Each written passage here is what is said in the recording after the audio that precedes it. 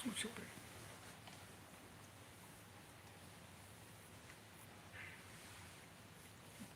નમો પડશે તો શું છે?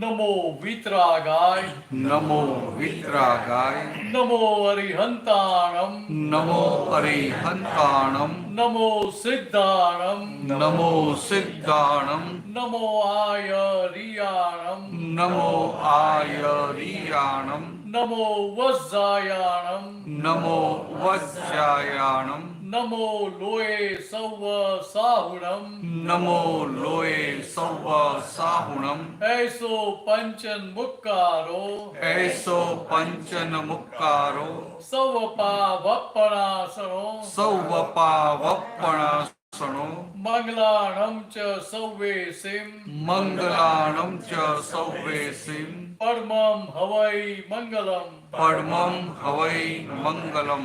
ઓમ નમો ભગવતે વાસુદેવાય, ઓમ નમો ભગવતે વાસુદેવાય, ઓમ નમઃ શિવાય, ઓમ નમઃ શિવાય. જય સચ્ચિદાનંદ. જય સચ્ચિદાનંદ.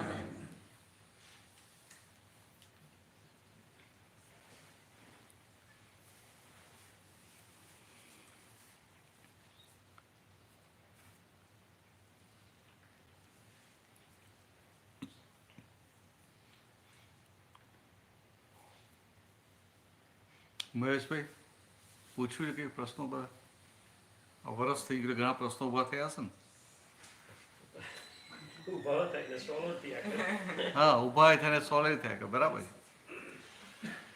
એટલે આ તમને જે દ્રષ્ટિ પ્રાપ્ત થઈ ને એ એવી જ છે કે પ્રશ્નો ઉભા થાય અને અંદરથી જ સોલ્યુશન મળી જાય. બહાર શોધવું ના આપણે, આપણે અંદરથી જ સોલ્યુશન મળી જાય, કોઈને પૂછવું ના પડે.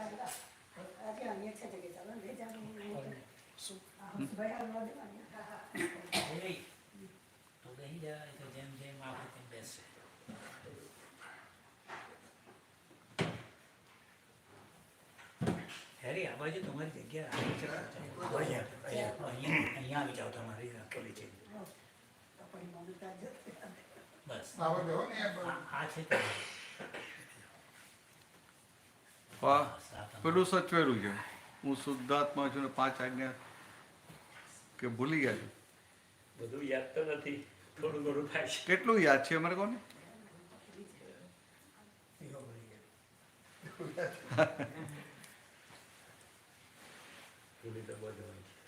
ના, એનો વાંધો નહીં. આપણે શું ભૂલી ગયા વાંધો નથી, આપણે શું કેટલું યાદ છે એટલું મને કોને? એકચ્યુઅલી સવારે પ્રાર્થના કરવાની તે ખાસ યાદ છે ને રાતના પેલું કરું, રાતના હું શુદ્ધાત્મા છું બોલતા એ કરો છો ને? એ કરો છો ને? બહુ થઈ ગયું. સવારનું પેલું કરી લો છો. પણ તમને આમ આમ જાગૃતિ રહે કે હું શુદ્ધાત્મા છું? દિવસના આમ વચ્ચે વચ્ચે યાદ આવી જાય એવું નથી રહેતું? હા, બરાબર.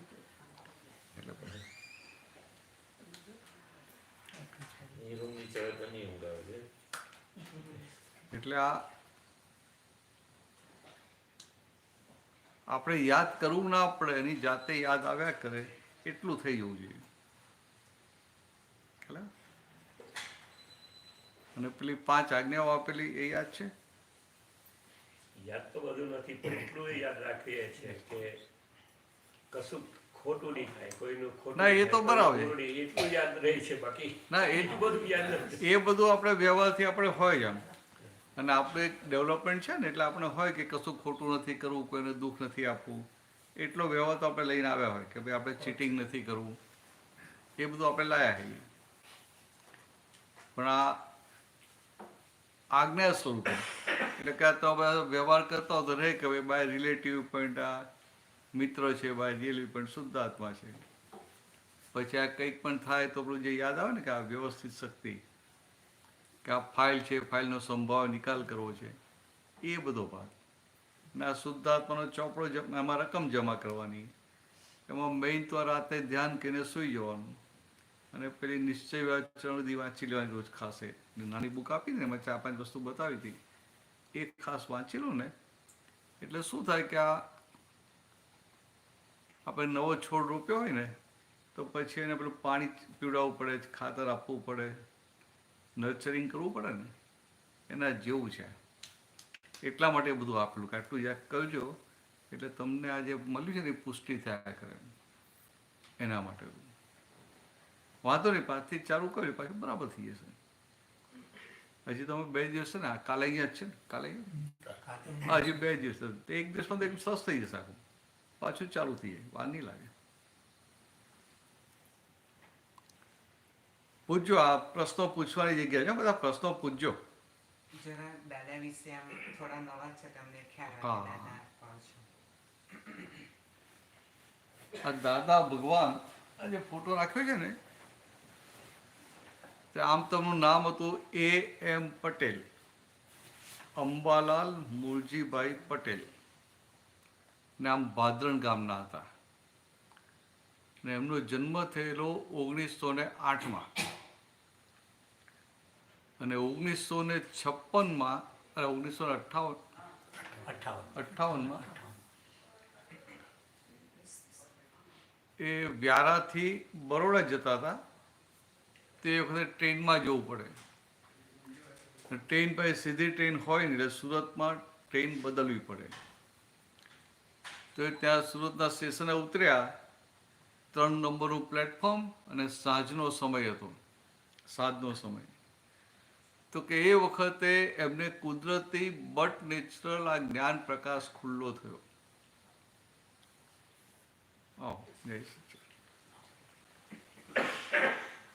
કે આ જ્ઞાન પ્રકાશ ખુલ્લો થયો એટલે શું થયું, એમને બધું દેખાયું કે ભાઈ હું કોણ છું, મારું સ્વરૂપ શું છે, આ બ્રહ્માંડ શું છે, બ્રહ્માંડ કેવી રીતે ચાલે છે, આ પાપ શું, પુણ્ય શું, મુક્તિ શું. તો કે આ જગતના બધા ગૂઢ પ્રશ્નોના, ગૂઢ રહસ્યોના ફોડ એમને 1 કલાકમાં અંદર પડી ગયા, અને એ સમયથી એમનો દેહ અને આત્મા બંને છૂટા પડી ગયા. તો કેવા છૂટા પડ્યા કે જેમ પેલું છાશ ઓળીને માખણ કાઢીએ પછી માખણ ને છાશ ફરી એક થાય નહીં, એવું આ છૂટું પડી ગયું. તો દાદા શું કે પછી અમે નિરંતર અમારી આત્મ સ્વરૂપમાં રહેતા હતા. હવે તમે પેલો શબ્દ સાંભળો દાદા ભગવાન એટલે તમને થાય કે ભાઈ આ ફોટો ને એમને દાદા ભગવાન કહે છે. ખરેખર વાત બહુ જુદી છે. દાદા શું કહેતા કે આ તમને દેખાય છે એ તો A.M. પટેલ છે. 1958માં સુરતના સ્ટેશન અમને જે જ્ઞાન પ્રકાશ થયો અને મહિલા ભગવાન જે ખુલ્લા થયા એ દાદા ભગવાન છે, અને એ જ દાદા ભગવાન તમારા સૌની અંદર પણ છે. એટલે દાદા ભગવાન એ કોઈ વ્યક્તિ નથી, પણ એ જે જ્ઞાન પ્રકાશ મહિલા ભગવાન જે પૂર્ણ રૂપે ખુલ્લા થઈ ગયા એમને દાદા ભગવાન કહ્યા. અને આપણી અંદર પણ એ જ દાદા ભગવાન છે, પણ થોડા આવરણો સાથે છે. આવરણો સાથે એટલે આવરણો આમ સામાન્ય ભાવે કહે કે કર્મોના આવરણ, અજ્ઞાનતાના આવરણ. પણ એ આવરણ એટલે કયા, તો કે આપણને આ સંસારમાં રહીએ તો બીજાની ભૂલો દેખાય કે ના દેખાય, તો કે આ બીજાની ભૂલ દેખાય એ આવરણ કહેવાય. એક આવરણ લાવે તો આખા દિવસમાં કેટલી ભૂલો દેખાય, બોલો તો ખરા 2, 4, 5, 50 ઢગલા બંને. મને એમ કે આવું અમેરિકામાં રહેતો નહીં દેખાતી હોય, કોઈ ઇન્ડિયા વાળું બાજુમાં ઘર હોય ને એટલે જ્યાં બધા દેખાય, કોઈ ભેગું ના થાય ને એટલે ના દેખાય ને. તો કે આ આખા દિવસ આપણે કોઈકની એક ભૂલ દેખાય એટલે મહિલા ભગવાન ઉપર એક આવરણ આવે. એવું હાથ સુધી 5-10 ભૂલ દેખાય એટલે એટલું જાડું આવરણ થાય, ને પછી આખી જિંદગીમાં કેટલી બધી ભૂલો દેખાઈ હોય એટલે એટલું જ જાડું આવરણ થઈ જાય કે મહી ભગવાન છે પણ ભગવાનનો એક જ્ઞાન પ્રકાશ છે, ભગવાનનું લાઈટ બહાર આવે નહીં. એટલે મય ભગવાન છે પણ છતાં એ જાગ્રત હોય નહીં. તો આજે દાદા ભગવાન થઈ ગયા. તે નામ હતું એમ પટેલ, અને મય જે ભગવાન ખુલ્લા થયા એમને દાદા ભગવાન કહીએ છીએ. એટલે આ જે બધો સત્સંગ બધો કરીએ ને, તો દાદા ભગવાન એ જ્ઞાન પ્રકાશ ખુલ્લો થયા પછી 58માં જ્ઞાન પ્રકાશ થયો, અને પછી માયલા ભગવાન ખુલ્લા થઈ જાય એટલે આખો વ્યવહાર ને બધું બદલી જાય ને. એટલે એમનો વ્યવહાર જોઈને આજુબાજુ આ રહેતા હતા એ કહેતા કે આ અંબાલાલ કાકા સુપર હ્યુમન છે, ભગવાન જેવા છે, આવું બધા કહે ખરા. પણ કોઈને ખ્યાલ ના આવ્યો કે એમને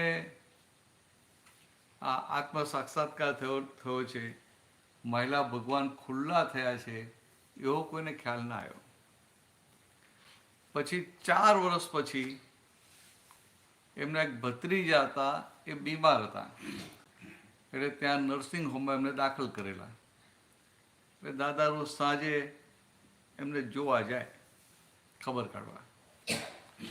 તો એમના ભત્રીજાના દીકરા હતા ચંદ્રકાંતભાઈ કહીને, એ ત્યાં બેઠા હોય એમના ફાધર જોડે. હવે એમને દાદાને પહેલા જોયા હતા, હવે આ જ્ઞાન પ્રકાશ થયો એટલે આખું એમનું બધું બદલાઈ જાય ને. એટલે એમને જોયું કે હારું દાદામાં આસમાન જમીનનો ફરક છે, પણ બીજો ખ્યાલ તો આવે નહીં.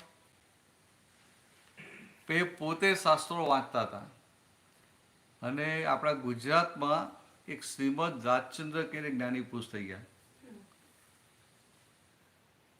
તો એમને એમના પુસ્તક વચનામૃતમાં એવું લખેલું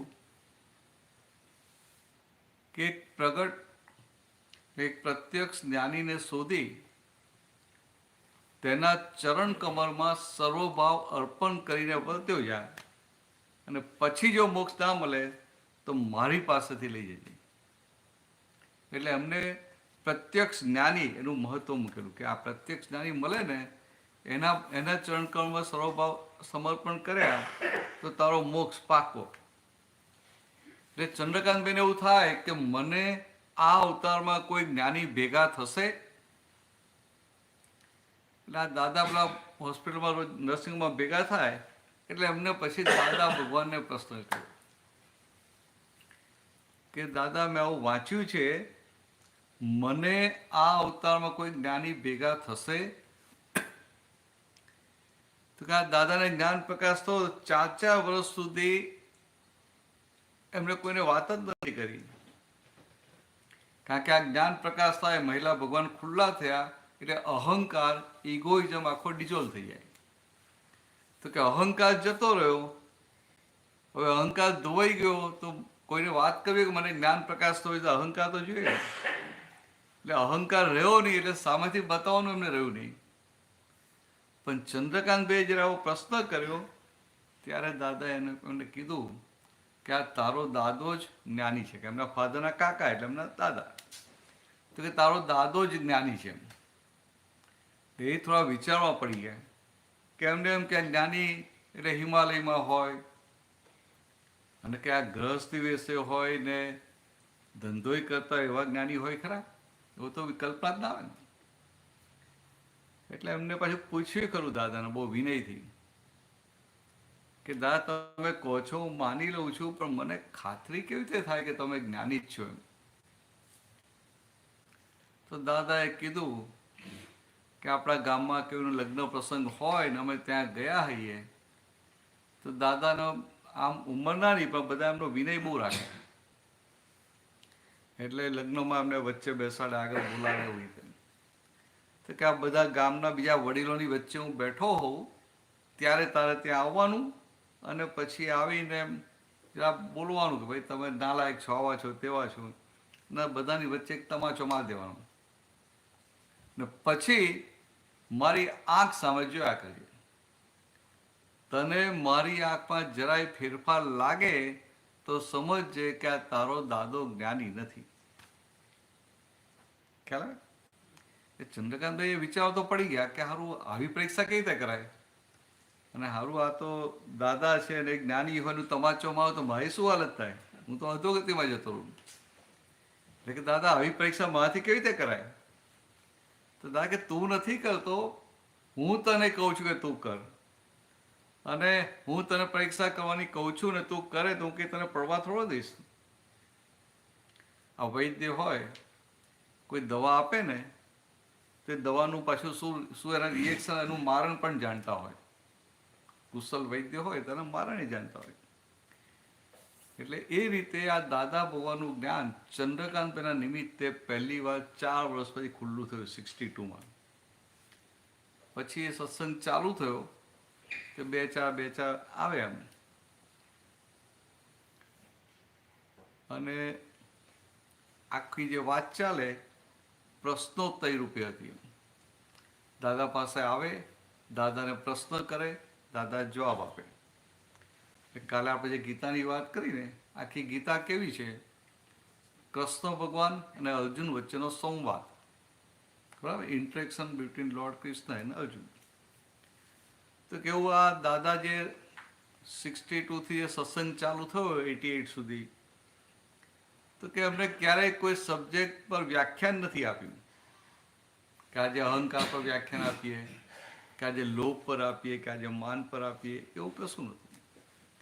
પણ આ બધા મુમુક્ષો આવે ને બધા પ્રશ્નો કરે, અને દાદાને એટલે બધા આવરણ ખસી ગયેલા, એટલે કોઈ પણ પ્રશ્ન કરે તો એમના જ્ઞાન પ્રકાશમાં એના જવાબ એમને ઝળકે, એટલે જ્ઞાન પ્રકાશમાં દેખાય, અને પછી જવાબ આપે. એટલે એમના પ્રશ્નોના જવાબો પણ કેવા હતા? આપણે શાસ્ત્રની વાત છે એવું લાગે નહીં, કે આપણે ક્યાંક વાંચી હોય કે ક્યાંક સાંભળેલી હોય એવી વાત ના હોય. પાકી મૌલિક વાત હોય ને સાદી સીધી ભાષામાં વાત હોય, એકદમ સરળ ભાષામાં, કે લેવન હોય ને આમ અભણ માણસ હોય એને સમજાઈ જાય. કારણ કે એમને જે અનુભવ દશા હતી, એટલે જેની અનુભવ દશા હોય એની વાત સમજવી કોઈને અઘરી પડે નહીં. તીર્થંકર ભગવાન હોય ને તો એ જે જ્યાં હોય ને ત્યાં જે ભાષા ચાલતી એ ભાષા બોલે. તો કે અર્ધમાગધી, એ વખતે સંસ્કૃત ભાષા પણ ચાલતી, પણ સંસ્કૃત ભાષા એકદમ થોડી અઘરી કહેવાય, અને પેલા એને ગામઠી કરી નાખે એટલે અર્ધમાગધી થાય. તો કે એમની બધી આખી વાણી અર્ધમાગધી ભાષામાં હોય, અને એટલી સહેલી નીકળે કે જે બેઠા હોય બધાને અંદર સમજાઈ જાય. કારણ કે એમને પોતાના અનુભવ છે ને, એટલે ખાલી વર્ણન કરવાનું હોય, અને અનુભવ ના હોય એને બુદ્ધિ ચલાવવી પડે, એટલે એ વસ્તુનું વર્ણન કરવા માટે એને શબ્દો ગોઠવવા પડે, એટલે અઘરા શબ્દો આવે. જ્યારે અનુભવ દશાવાળા હોય એ અઘરામાં અઘરી વાત એકદમ સાદી સરળ ભાષામાં શીરાની જેમ તમને ઉતારી દે. ખ્યાલ આવે પ્રકાશભાઈ? તો કે આવી આ દાદા ભગવાનની વાતો હતી. કાલે કોઈ મને કહેતું ને કે દાદાની વાતો કરજો, તમે કહેતા, હા બરાબર. એટલે આવી રીતે ભાઈ સત્સંગ ચાલુ થયો, ને બધા આવે ને પ્રશ્નો કરે. હવે દાદા ભગવાનને આ જે જ્ઞાન પ્રકાશ થયો, એમને પોતે જે દેહથી છૂટા પડ્યા, તો એ સાથે શું બન્યું કે સાથે એમને એવી સિદ્ધિ પણ ઊભી થઈ કે એમને પોતાને જે અનુભવ થયો હતો એવો જ અનુભવ બીજાને કરાવી શકતા હતા. ખરા, પોતાને જે અનુભવ થયો એવો જ અનુભવ બીજાને કરાવી શકે. એટલે આમ આપણને લાગે કરાવી શકે, પણ પાછું કેવું કે બીજાને અનુભવ કરાવે તો એમાં એમની ડુઅરશીપ ના હોય, કરતા પણ ના હોય. એ તમને એક દાખલો આપણે સમજાશે કે આ લોખંડ હોય, એની પાસે આપણે પાવરફુલ મેગ્નેટ હોય, લોહ ચુંબક, એને લઈ જઈએ તો એ લોખંડમાં લોહ ચુંબકના ગુણ ઊભા થાય કે ના થાય? હવે લોખંડને એ લોહ ચુંબકના ગુણ ઊભા કરવા છે તો કે ના. તો લોહ ચુંબકને એવું છે કે હું લોખંડમાં ગુણ ઊભા કરું? તો કે ના. તો કે લોખંડે મહેનત કરતું નથી અને લોહ ચુંબકે મહેનત કરતા નથી, પણ એ નજીક આવે તો કે એમની જે દશા હોય એ દશાની એટલી અસર પડે કે પેલામાં ઓટોમેટિક ફેરફાર થઈ જાય.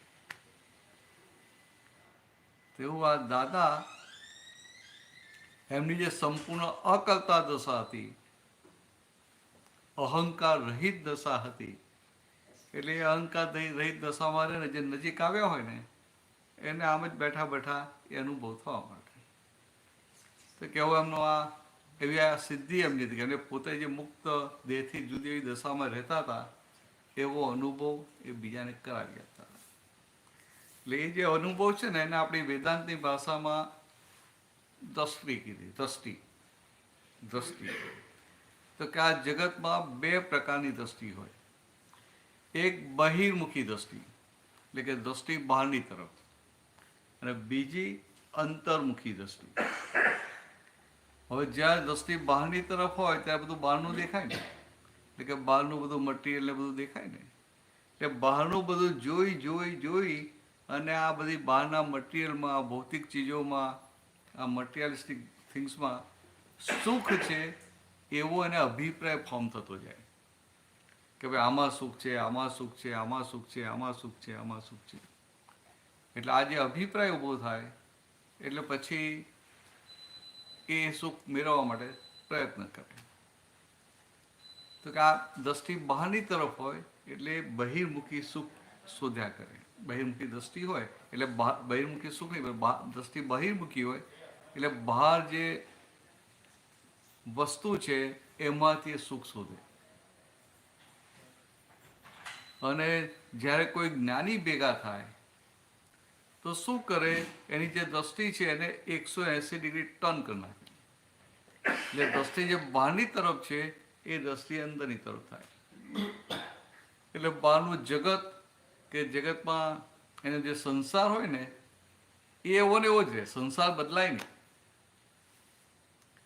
પણ આખીની દ્રષ્ટિ બદલાઈ જાય. એટલે કે આ બહારની ભૌતિક સુખોમાં સુખ છે એવું જે પેલા લાગતું હોય એની જગ્યાએ એ ભૌતિક સુખ ભોગવે ખરો, તો એની અંદર શું રહે કે ભાઈ સાચું સુખ મારી પોતાની અંદર છે. એટલે એને દ્રષ્ટિ બદલાઈ કહેવાય.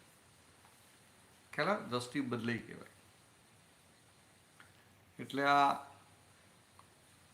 એનો એક દાખલો આપ્યો હતો કે ભાઈ આપણે નવી ગાડી લીધી હોય અને ઘરે લાવીએ અને અંદર પેલું ગેરેજમાં નાખવા ગયા ને કંઈક બીજું સાઈડમાં કેવું પડ્યું છે તો પેલું આપણી ગાડીના દરવાજા પર સ્ક્રેચ પડી ગયો તો શું થાય? હજી તો ગાડી ઘરે લાવ્યા, પૂજા કરી નથી, ચાંદલો કર્યો નથી, ને આવી સ્ક્રેચ પડી જાય એટલે શું થાય? પ્રકાશભાઈ શું થાય બોલો ને ખાલી? દુઃખ થાય ને. એટલે કે આ દુઃખ લાગે, દુઃખ થાય, અંદર બળતરા થાય, અંદર થાય કે હજી તો ગાડીએ ઘરમાં જ લાવ્યા છે ને આવા ક્યાં. એટલે કે આમ સ્ક્રેચ ગાડી ઉપર પડ્યો છે પણ ખરેખર આપણા હૃદયમાં પડી જાય.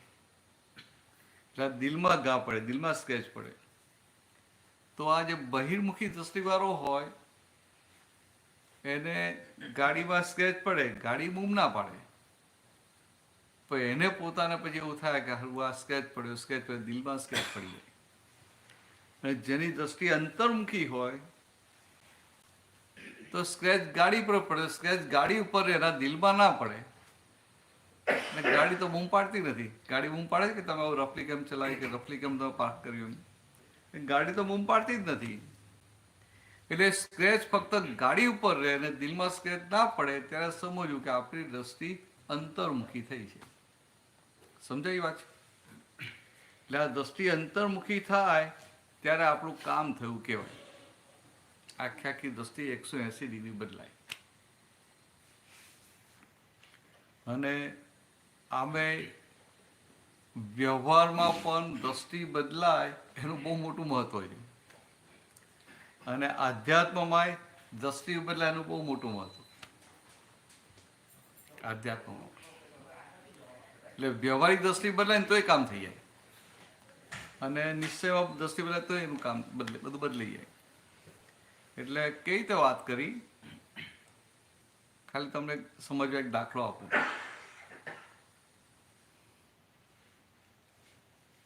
અમે લોકો 92માં પહેલી વાર નાઇજીરિયા ગયા સત્સંગ માટે. પેલા ગુજરાતીઓ નહોતા, રાજસ્થાની ને એટલે સિંધીઓ વધારે. અમે રહ્યા હતા એક રાજસ્થાની ભાઈને ત્યાં. એ સવારે બ્રેકફાસ્ટ માટે આવ્યા ડાઇનિંગ ટેબલ પર, તો બ્રેકફાસ્ટમાં શીરો હતો ને ભજીયા હતા. એટલે હારું બ્રેકફાસ્ટમાં શીરો આવે એટલે આપણને થાય કે હવે આપણે એવું કે પહેલો દિવસ તો શકલમાં કંસાર બનાવે ને, આ રાજસ્થાનીનો કંઈ રિવાજ હશે એમ કસ્ટમ, શીરો બનાવે. કે પેલા બધા ચમચો એમ તો શીરો મૂકી દીધો, શીરો ને ભજીયા.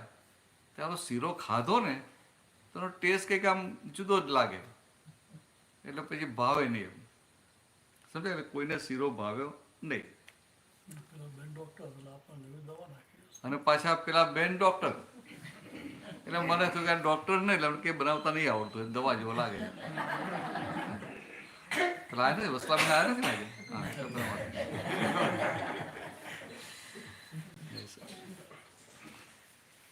એટલે જેમ તેમ કે માંડ શીરો પૂરો કર્યો. પછી બીજે દિવસે ફરી પાછો ભજીયા અલગ ટાઈપના બનાવ્યા હતા, પણ શીરો તો જ નવો ગરમ બનાવ્યો હતો. હવે આગલા દિવસો બધાનો અનુભવ હતો, પેલો શીરો દવા જેવો લાગ્યો હતો ડૉક્ટરે બનાવેલો. એટલે તો પછી અમે વિચાર્યું શું કરવું, એટલે અમે એક ચમચી લીધો. तो पेला बहन ने था कि आपको हलवा पसंद नहीं आया, हलवा अच्छा नहीं हुआ है. और એવું ના કહે કે પસંદ નહીં આવ્યો કે અચ્છા નહીં हुआ है, કે આપણે તો મહેમાન થઈ ગયા હતા ત્યાં, એને મળ્યા હતા જ પહેલી વાર. હવે ત્રીજે દિવસે એવો શીરો ને એવા જ પેલા ભજીયા બીજા, આ તો ખરાબ ફસાયા છે. તો ચોથે દિવસે આવતો હતો ડાઇનિંગ પર બેસતો હતો, રસોડા પાસેથી પસાર થવાનું. એટલે મારું ધ્યાન ગયું રસોડામાં, તો મારું ગેસ ઉપર પેલી પેણી તવો મૂકેલો. એટલે મને તો ધ્રાસકો પડ્યો કે આજે શીરો આવશે, ધ્રાસકો પડે કે આજે શીરો આવશે. તો હું થોડો દોઢ આવ્યો, એટલે થોડો ઓવરવાઇઝ થવા ગયો. મેં કહ્યું લાવ હવે આ બેન આટલા પ્રેમથી શીરો બનાવે જ છે, અને આ રાજસ્થાની છે ડૉક્ટર છે શીરો બનાવતા નથી આવડતું, તો આપણે ગુજરાતી ટાઈપનો શીરો બતાવી દઈએ કેવી રીતે બનાવો એમ. કે મને શીરો બનાવતા આવડે, તમને આવડે કે ના આવડે? મને આવડતો હતો. મને એમ કે આ ભક્તા એટલે આવડે એમ. પેલો ચલાવલી બોડેરવાળી ભગત હતા ને, એ બધાને રસોઈ બનાવતા આવડે. તો બધા 500-1000 માણસ તો મહારાજને ના બોલાવે, જાતે જ બનાવે, બહેનો બનાવે. પણ એટલે ભાઈઓને બધું આવડે, બધું આવડે.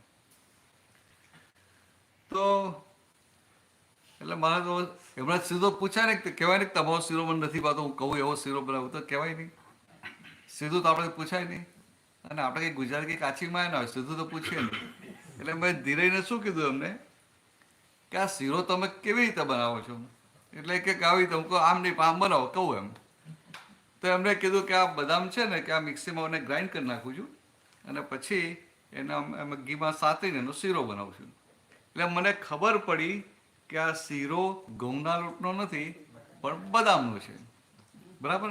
હું જ્યારે નાનલો હતો ને ત્યારે તો બદામ મળતી જ નથી, ખાલી શીરા પર પેલી કરચ કરી નાખતા હતા કે આપણો શિયાળો હોય ને તો રોજ સવાર 5 બદામ આપે, પાછા કહે 5 જ ખાય તો ગુણ કરે, 6 ખાય તો ગુણ ના કરે, 4 ખાય તો ગુણ ના કરે. વધારે ખાઈ જાય ને બીજા એટલે ખરેખર બદામની વેલ્યુ હતી. બરાબર. તમે નાનલા હતા તો બદામ એટલી છૂટતી નથી મળતી. પેલી આવતી હતી અફઘાનિસ્તાન, પેલો આવે પેલો લઈને આવે આમ, પણ કે એટલી બધી ના મળે. એટલા પૈસા નતા હતા. હા નતા. કોઈ ગેસ્ટ આવે ત્યારે જ જોવા મળે. હા ગેસ્ટ આવે ત્યારે જ બરાબર પરફેક્ટ. તો એટલે મને ખબર પડી કે આ બદામનો શીરો છે. એટલે અમે એક વખત આ 2 જણ છે, અમે 4 આપતો પુત્રો ત્યાં ગયા હતા. અમને લોકોને આપતો પુત્રો કે આપતો પુત્રો એટલે અમે બધા દાદા ભગવાનને નાની ઉંમરમાં ભેગા થયેલા સ્કૂલમાં કોલેજમાં, અને એમની પાસે જ્યાં દ્રષ્ટિ પ્રાપ્ત થઈને અંદર જે આનંદ રહેવા મળ્યો, એટલે અમારી ભાવના હતી કે અમને જે સુખ મળ્યું કેમ કહીને જગતના લોકો પામે. તો કે હવે આ મન વચન કાયા આ દાદા ભગવાનના જગત કલ્યાણના યજ્ઞમાં ઓમી દેવા છે, એવું એક વખતે નક્કી થઈ ગયું. એટલે અમે આપતો પુત્રો બધા બાલ બનતા આ મિશનને સમર્પિત. તો બીજા જે આપતો પુત્રો હતા 3, એમને ધીરે એને કાનમાં ફૂંક મારી દીધી કે પેલો શીરો જે આપણે ભાવતો નથી ને એ તો બદામનો શીરો છે. તો તે હારો પછી એ દિવસે બધાને શીરો ભાવ્યો. પેલા બેન પાવડો મૂકે ને તો પેલા 95% પાછો લઈ જાય, તે જે શીરો સાફ થઈ ગયો. સમજે? હવે તમને વાત શું સમજવાની, આ તો ખાલી જે બન્યું એની વાત છે, પણ સમજવાનું શું છે કે 3 દિવસ સુધી શીરો બનાવનાર એ જ હતા, ખાનાર એ જ હતા, શીરો પણ એ જ હતો, પણ અમને બધાને દવા જેવો લાગ્યો કે ના લાગ્યો. ચોથે દિવસે શીરો જ હતો, ખાનાર હતા, બનાવનાર હતા, પણ બધાને ભાવે કે ના ભાવે. તો કશું બહાર કઈ બદલાયું છે? તે બહાર નથી બદલાયું, ખાલી દ્રષ્ટિ બદલાઈ કે આ શીરો બદામનો છે. સમજાય? તો દ્રષ્ટિ બદલાય તો અંદર કેટલો ફેરફાર થઈ ગયો. ખબર? તો કેવું આ દ્રષ્ટિ, આ જે જ્ઞાની પુરુષ હોય ને એમનો જે પ્રયોગ હોય તો શું થાય કે દ્રષ્ટિ જે સંસાર તરફ હોય, સંસારી સુખો તરફ હોય, એ દ્રષ્ટિ 180 ટર્ન થઈને આત્માના સુખ તરફ ફરી જાય. આટલી દ્રષ્ટિ બદલાય એટલે બધું સંસાર એવો ને એવો રહે, પણ સંસાર પછી અડે નહીં. સંસારમાં રહેવા છતાં સંસાર સ્પર્શે નહીં. સંસાર સ્પર્શે નહીં એટલે શું? હવે કલયુગમાં હવે સંસારમાં સુખ તો ક્યાં હોય, દુઃખ જ હોય છે ને. એટલે સંસારના દુઃખો આપણને અડે નહીં એવું થઈ જાય. એવી વાત છે. આ વ્યવહારમાં પણ આપણે એવું થાય. વ્યવહારમાં પહેલાંના જમાનામાં જોઈન્ટ ફેમિલી હતા ને, ધારો 4-5 ભાઈઓ હોય, 5 ભાઈઓ, 5 ભાઈઓના છોકરા છોકરીઓ બધા એક જ ઘરમાં રહેતા હોય, તે બધા 15 છોકરાઓ હોય, બધા સાથે રહે પાછા. પછી એમાં પેલી છોકરી છે લગ્ન કરીને જાય અને પછી ઉનાળાના વેકેશનમાં પેલા ભાણિયાઓને લઈને આવે, એટલે પેલો ભાણો હોય એને બહુ મજા આવી જાય કે એને થાય કે 7-8 મામા મળે ને, બધા મામા સાચવે એટલે કેટલી મજા આવે. સમજાય? હવે પેલી છોકરી જુએ કે આ મારો દીકરો આ મારા સગા ભાઈ સાથે એટલો એટેચ નથી, પણ બીજા સાથે વધારે એટેચ છે. આવું જુએ તો એને કશું કહે ખરી? કહે નહીં કશું. પણ પેલો 12-13 વર્ષનો થાય ને પછી ધીરેના કાનમાં ફૂંક મારે કે આ છે ને આ સગા મામા છે અને આ કાકા મામા છે. એટલે પેલાને બહારથી કશો ફરક ના પડે, અંદરથી બધો ફરક પડે કે ના પડે. સમજાય? તો કે આવું કીધું ભગવાને કે દ્રષ્ટિ બદલાય એની કિંમત છે, બહારથી બદલાય એની કિંમત નથી. તો દાદા ભગવાન આખી દ્રષ્ટિ બદલી આપતા. દ્રષ્ટિ જે સંસાર તરફ હોય આખી દ્રષ્ટિ આત્મા તરફ કરી આપતી. એટલે 180 ડિગ્રી ટર્ન થઈ જાય. અને પછી શું થાય કે હવે દ્રષ્ટિ સંસાર તરફ નથી, એટલે સંસારના આદિ વ્યાધિ ઉપાધિ તમને સ્પર્શે નહીં. આ તમારું હોય તો તમને બધું સ્પર્શે, પણ આ જે દ્રષ્ટિ બદલાય એટલે તમારું કશું રહે નહીં, એટલે કશું પછી તમને સ્પર્શે નહીં. આ તમારું મકાન હોય, મકાન તમારું હોય અને તમે પછી કોઈને વેચી દીધું, ક્લોઝિંગ થઈ ગયું, અપાઈ ગયું, ને પછી 10 દિવસ પછી ખબર પડે કે ટોર્નેડો આવે પેલું મકાન આખું તૂટી ગયું, તો તમને કેટલું દુઃખ થાય?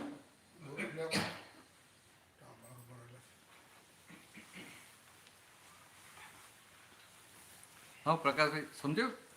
તમારું મકાન છે, તમે મકાન વેચી દીધું, પૈસા આવી ગયા, ચેક આવી ગયો, બધું પેમેન્ટ બધું થઈ ગયું, બધું ફાઇનલ થઈ ગયું, અને પછી 10 દિવસ પછી ટોર્નેડો આવ્યો ને પેલું મકાન આખું ઉડી ગયું.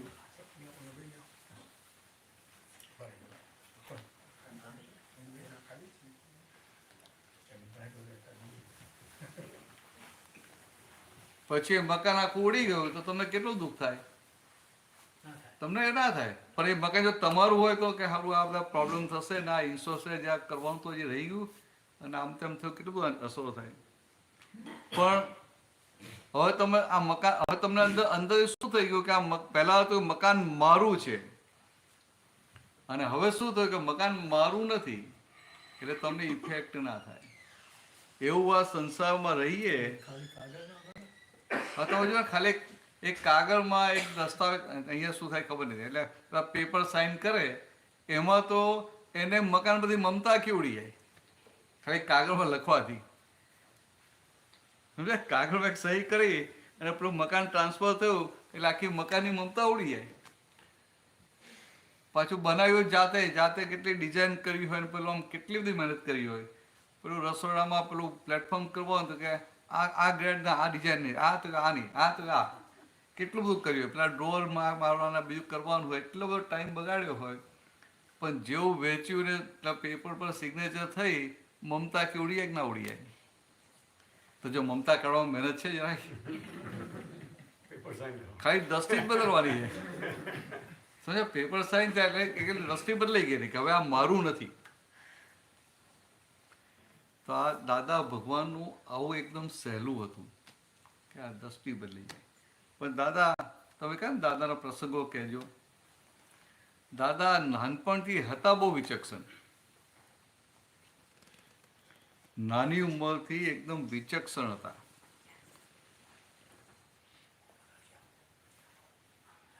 પાછા એમને મધર પણ એવા મળ્યા હતા.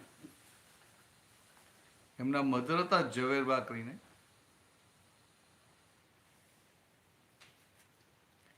તો એકવાર દાદા સ્કૂલમાં હતા અને બે છોકરાઓ લડ્યા હશે અને એમાં જે પેલો છોકરો સ્ટ્રોંગ હોય તે પેલો નબળો છોકરો એને મારે ને એટલે દાદા તો પેલી પટેલ પ્રકૃતિ ને ક્ષત્રિય પ્રકૃતિ એટલે સાચું ખોટું જોવા ના રહે કે ભાઈ ત્યાંને મારે એમ એટલે નબળાનું રક્ષણ કરે. એટલે એમને પછી પેલાને આપી એમ તેને રોઈ નીકળ્યું. પછી પેલો દાદા તેને કશું કીધું નહીં. પણ પછી દાદા સાંજે ઘરે ગયા સ્કૂલેથી છૂટીને. તો ગામ નાનું હોય એટલે સમાચાર તો પહોંચી જાય ને. એટલે ઝવેરબાને સમાચાર મળી ગયા કે ભાઈ આજે અંબાલાલે પેલા છોકરાને માર્યું અને એને લોહી નીકળ્યું હતું. એટલે દાદા આવ્યા પછી શાંતિ ચા નાસ્તો કરીને બેઠા હતા. એટલે ભાઈ ઝવેરબાએ જઈને પૂછ્યું કે શું થયેલું. એટલે એમને વાત કહી કે આવું આવું થયેલું ને એટલે કે મેં એને માર્યો.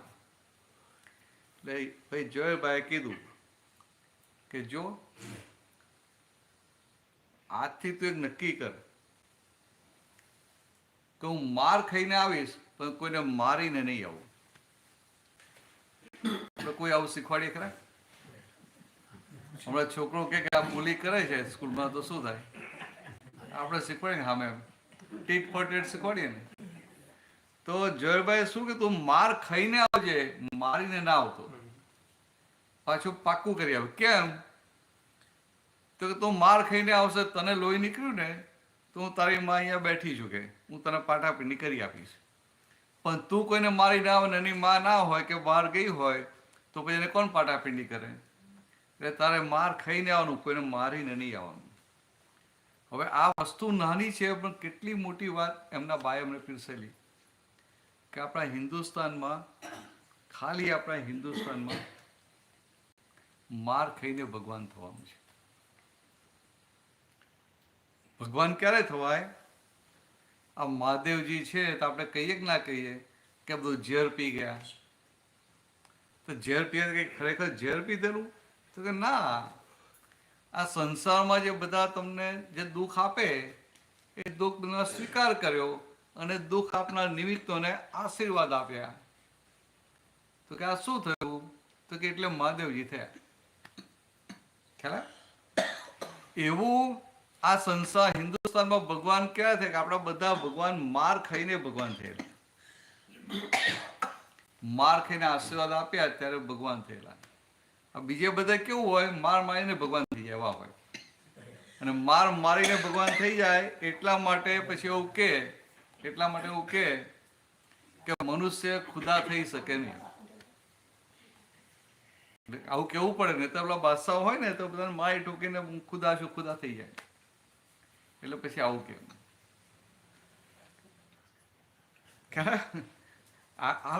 બહુ સિમ્પલ વાત છે પણ બહુ આખી સમજવા જેવી છે.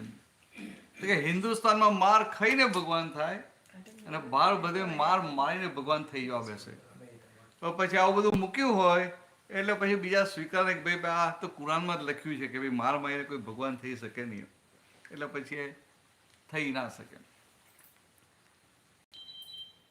પણ આ એક સાદી વાત કે માર ખાય, જગતનો માર ખાય અને આશીર્વાદ આપે ત્યારે મહિલા ભગવાન ખુલ્લા થાય. આપણને બધા માર આપે કે ના આપે? માર પડે કે ના પડે સંસારમાં? આપણી નજીક ના આપે કે દૂર ના આપે?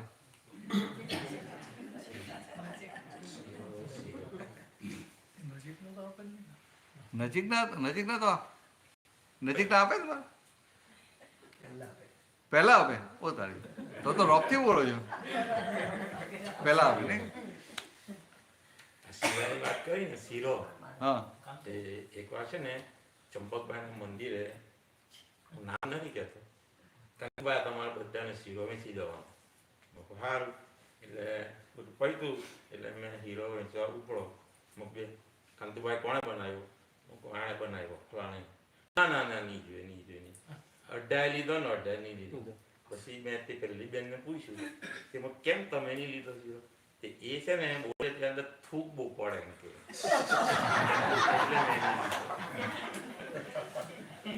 બધાને જેમ અહંકારની જે વાત કરી તો દાદાનો અહંકારની ડેફિનેશન શું? હા, કરી. અહંકારની હવે ડેફિનેશન જુદી છે. હા, કરી.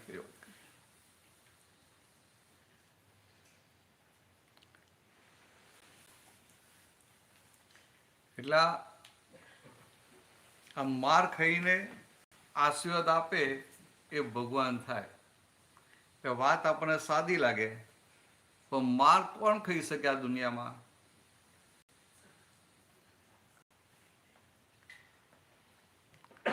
શીલાબેન બોલો, માર કોણ ખાઈ શકે? તમે તો જ્ઞાની છો ને, તમને ખબર છે. આ દુનિયામાં માર કોણ ખાઈ શકે? તો જેનો અહંકાર ગયો હોય ને એ માર ખાઈ શકે અને આશીર્વાદ આપી શકે.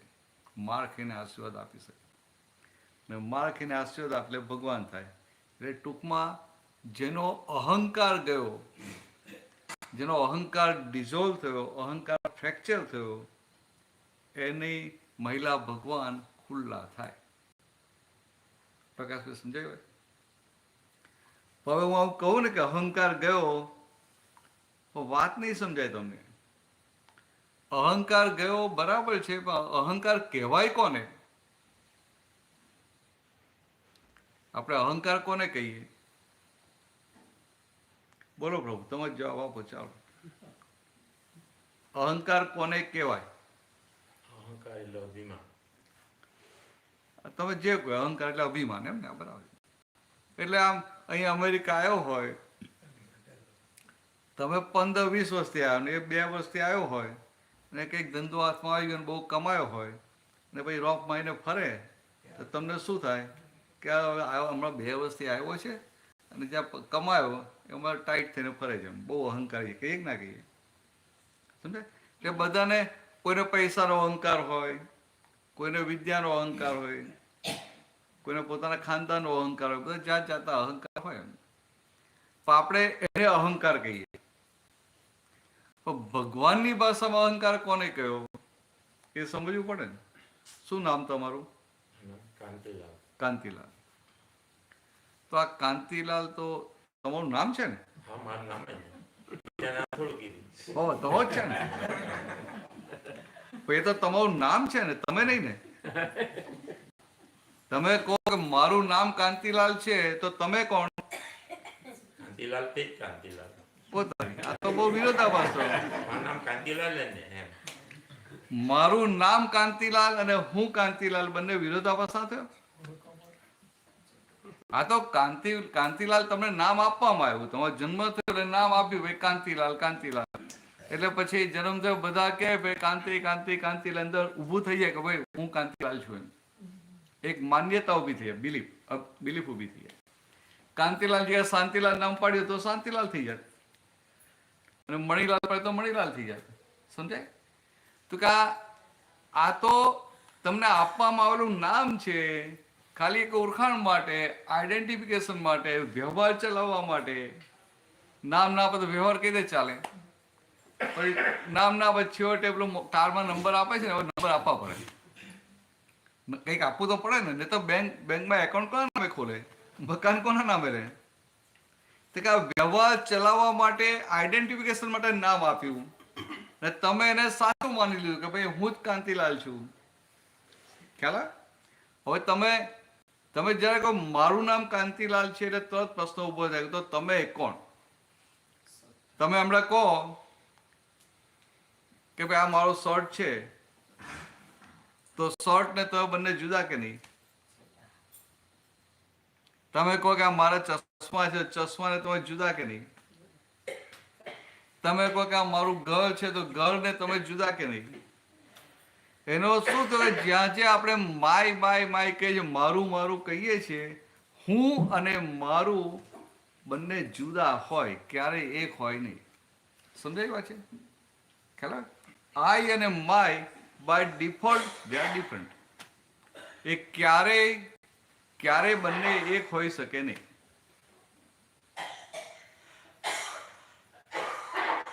ખ્યાલ આવે? હું અને મારું. તો ભગવાને શું કહ્યું?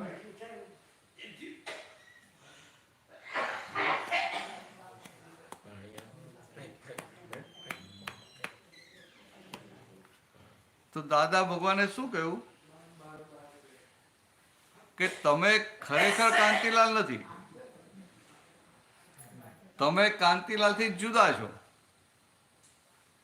એટલે અત્યારે તમારી પોઝિશન કેવી છે કે તમે ખરેખર જે છો એ તમે જાણતા નથી, અને જે કાંતિલાલ નથી, તમને વ્યવહારથી આપવામાં આવેલું નામ છે, એને તમે ચોંટી પડ્યા કે હું કાંતિલાલ છું.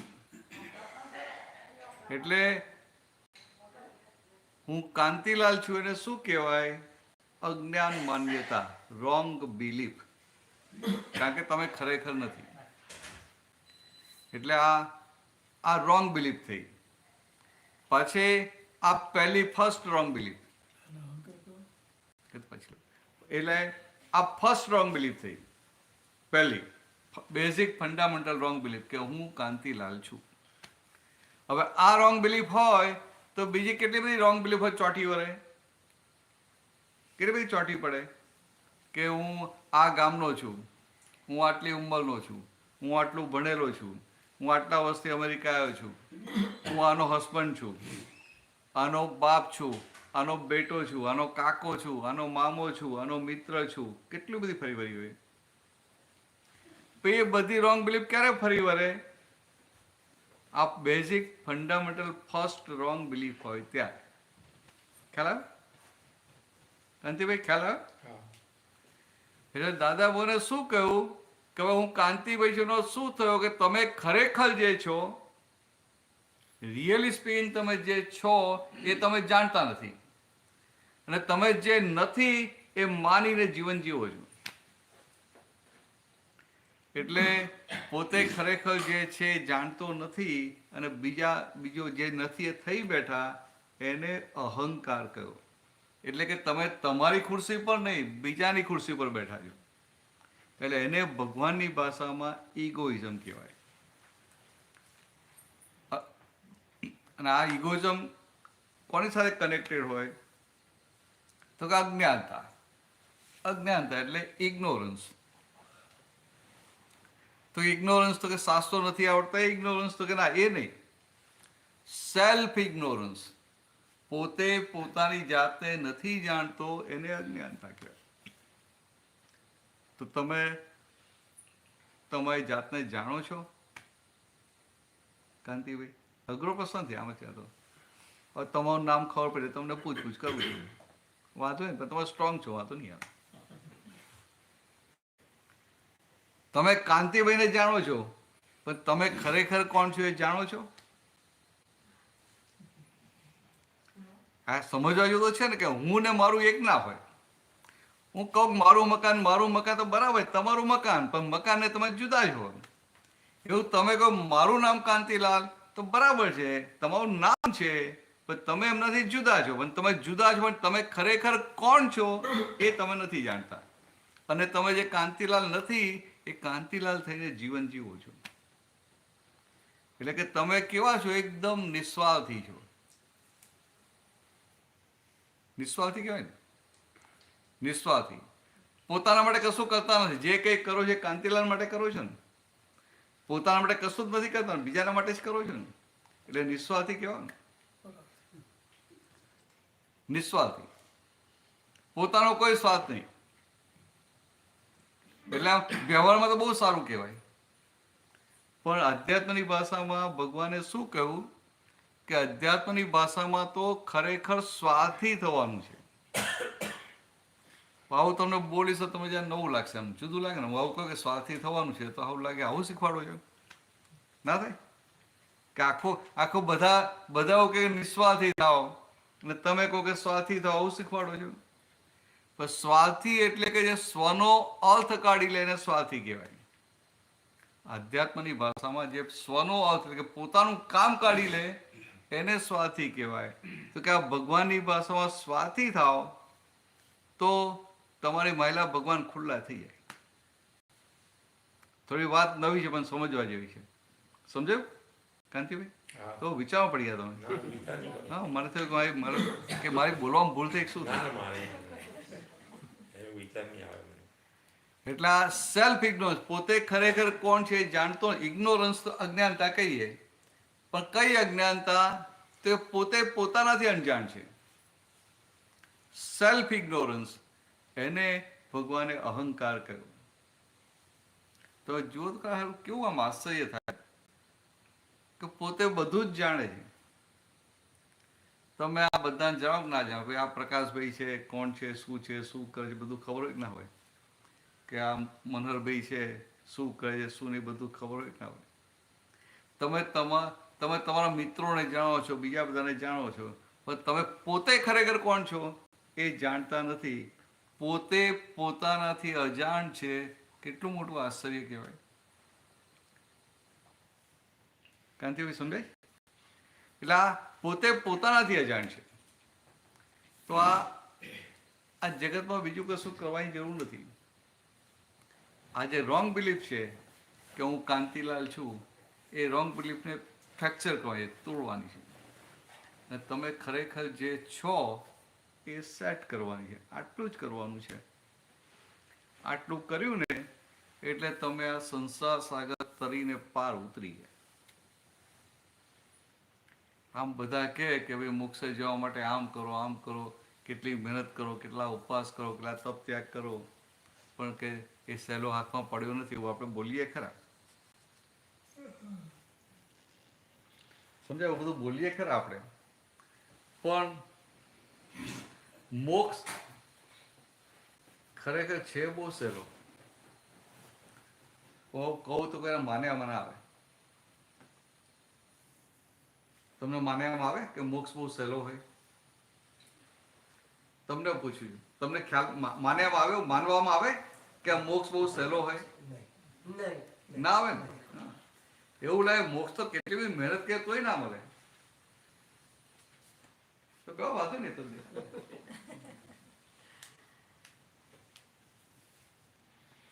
મોક્ષ એટલે શું? સિમ્પલ વાત છે. પોતે ખરેખર કોણ છે એ જાણે એટલે મોક્ષ સામો આવે. અને મોક્ષ માટે મહેનત ના હોય. એક સમજવા માટે વાત કરું. તમે શું ભણેલા? મેટ્રિક, બરાબર ને? તો તમે જ્યારે તમારો જન્મ થયો ત્યારે મેટ્રિક થયેલા હતા? ના, બરાબર ને? તો પછી તમારે મેટ્રિક થવા માટે 17 વર્ષ કે 16 વર્ષ કે 18 વર્ષ મહેનત કરવી પડી ના કરવી પડી? કરવી પડી. એટલે કે તમે જે નતા એ થવા માટે તમારે 17 વર્ષ સુધી મહેનત કરવી પડી. સમજાય વાત? અને મોક્ષ એટલે શું કે પોતે જે છે એ થવાનું છે. તો પોતે જે છે થવામાં મહેનત હોય? કાંતિલાલ, તમે જે છો એ થવાનું હોય તો એમાં મહેનત ના હોય. પણ તમે જે નથી એ થવું છે એમાં બહુ મહેનત હોય. ના સમજ્યું? વિચારવા પડી. કઈ બોલું તો ખરા, મને ખબર પડે ને. જો આપણે નાના હતા ને ત્યારે પેલા એક સિંહના બચ્ચાની વાત આવતી હતી કે સિંહનું બચ્ચું હતું એ છૂટું પડી ગયું. એટલે ભરવાડને ભેગું થયું. ભરવાડ પછી ઘેટા બગાન જોડે લઈને ચાલવા માંડ્યો. ને પેલા સિંહના બચ્ચાને શું થયું, હું આ ઘેટા બકરા જેવો છું. પછી ચાલતા ચાલતા રસ્તામાં એને કોઈ સિંહની ગર્જના સાંભળી એટલે સામે એને ગર્જના કરી, તો બીજા બધા ઘેટા પર ભાગી ગયા.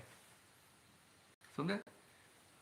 તો સિંહના બચ્ચાને રિયલાઇઝ થયું કે હું ઘેટા બકરું નથી, પણ હું પણ આજે પેલી ગર્જના પાડી એવો સિંહ છું. તો એને એ સિંહ હતો તો સિંહ થતા વાર કેટલી લાગી? કશી વાર ના લાગી. એવું તમે ખરેખર જે છો એ થવામાં વાર ના લાગે, પણ જે નથી એ થવા જાઓ તો મહેનત કરી કરીને મરી જઈએ. સમજાય? અને આખું જગતનો પ્રયત્ન જે હોય કે પોતે જે નથી એ થવાનો પ્રયત્ન કરે છે. અને અધ્યાત્મ કેવું છે કે આપણે પોતે જે છીએ એ થવાનું છે. એટલે દાદા ભગવાન શું કરતા બધાને, એ બધા જે છે એ તમને કરી આપે, એટલે કે તમને એનું ભાન કરાવી આપે. તમે ખરેખર કોણ છો એનું ભાન કરાવી આપે.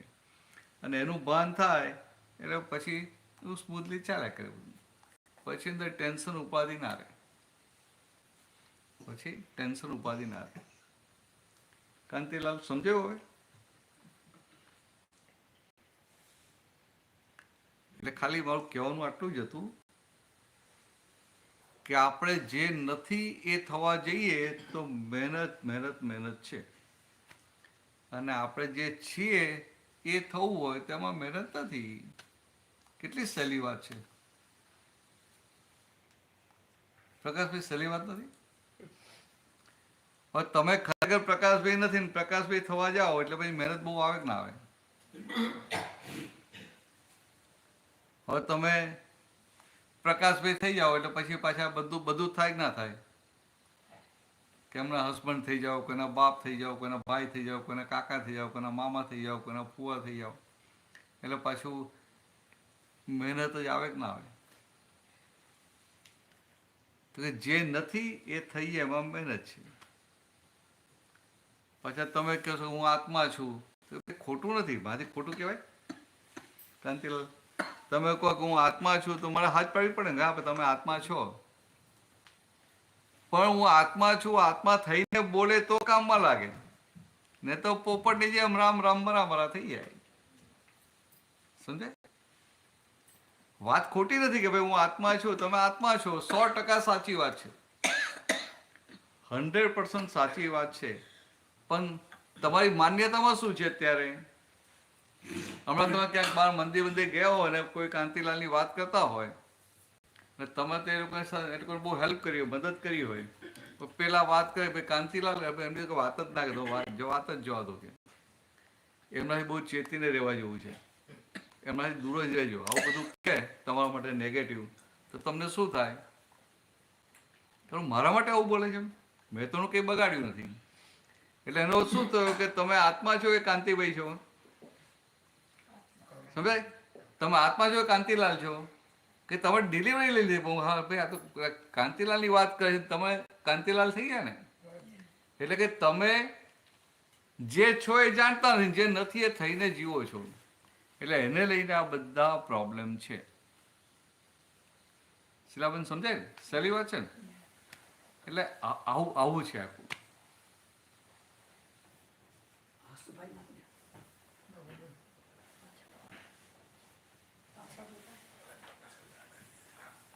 શું રાખો રાખો ને, અમે તો થોડો પ્રોબ્લેમ છે એટલે રાખો.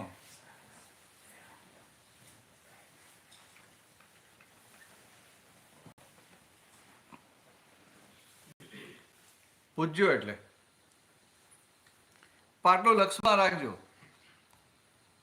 કે આપણું કલ્યાણ ક્યારે થાય કે આ રોંગ બિલીફ તૂટે તો. અને આપણને આ મનુષ્ય જન્મ મળ્યો છે ને એ આપણે હિન્દુસ્તાની કહેવાય, તો કે આપણા જીવનનો ગોલ તો બહુ બધા હોય, પણ અલ્ટિમેટ ગોલ, છેલ્લામાં છેલ્લો ગોલ શું છે? તો કે હું કોણ છું એ જાણવું, એ આપણા જીવનનો છેલ્લામાં છેલ્લો ધ્યેય કહેવાય.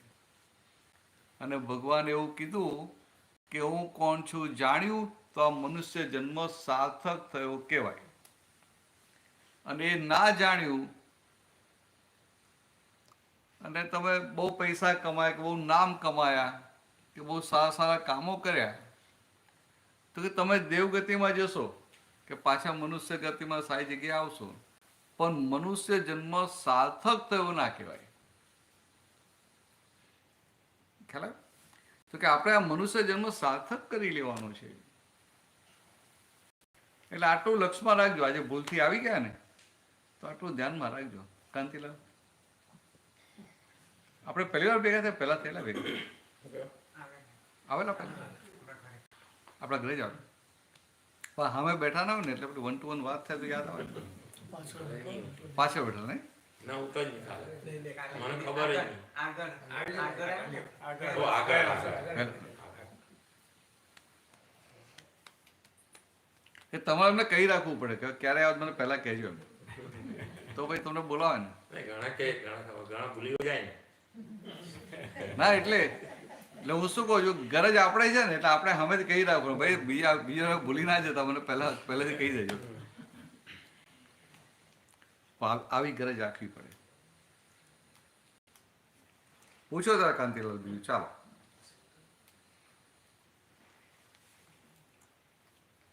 સમજાય ને આ વાત? આટલી વાત તો સમજાય ને? સારી વાત.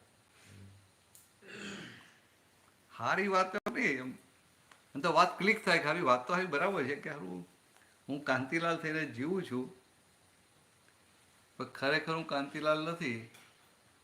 તો કે આખી જિંદગી હું જીવું છું કોના માટે? કાંતિલાલ માટે કે કાંતિલાલના ફેમિલી માટે. એટલે કાંતિલાલ માટે જીવું છું ને. અને હું પોતે ખરેખર કાંતિલાલ નથી તો કે આ બધી મહેનત કરવા બધું કરું છું, બધું પાણીમાં ગયું. વિચારવું તો પડે ને. આપણે તો ભારતીય ને એમાં પાછા ગુજરાતી એટલે બહુ પાકા હોય બધા. એમાં પાછા ફૂલતી પાકી ગયો ને. ફૂલતી એટલે તો મમ્મમ જોઈએ એમને. પેલા પૂછે ભાઈ મમ્મમમાં શું છે, પેલા મમ્મમ શું છે પૂછી લે એમ. અમારા સિંગોરમાં સત્સંગ પેલા પૂછે ભાઈ ના આવા કે ચોક્કસ આપણે મમ્મમમાં શું છે કે પૂછે.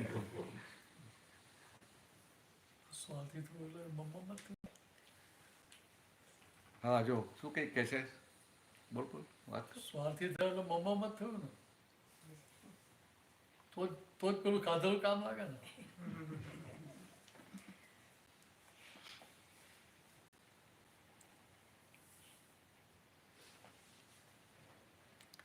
પૂછજો આગળ.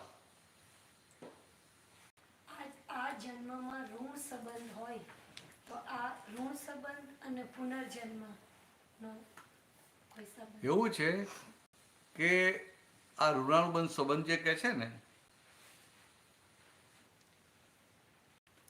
એટલે કર્મનો લેણાદેણીનો સંબંધ કહે છે. એટલે કેવું હોય, કોઈને આપવાનું હોય ને કોઈની પાસે લેવાનું હોય. ઘણી વાર એવું થાય કે તમે કોઈને આપવા માંગતા હો ને પેલો લેવા જ ના માંગતો હોય. તમે એને હેલ્પ કરવા માંગતા હો પણ પેલો લે જ નહીં એમ. અને જરૂર હોય તોય લે નહીં. તમારી દિલથી ઈચ્છા હોય કોઈને આપવું એમ કે હું એને મદદ કરું તો પેલો લે જ નહીં. અને ઘણી વાર એવું થાય કે આપણી આપવાની ઈચ્છા જ ના હોય પણ સારું ન છૂટકે આપવા પડે. તો કે આ શું છે? ઋણાનુબંધ સંબંધો છે.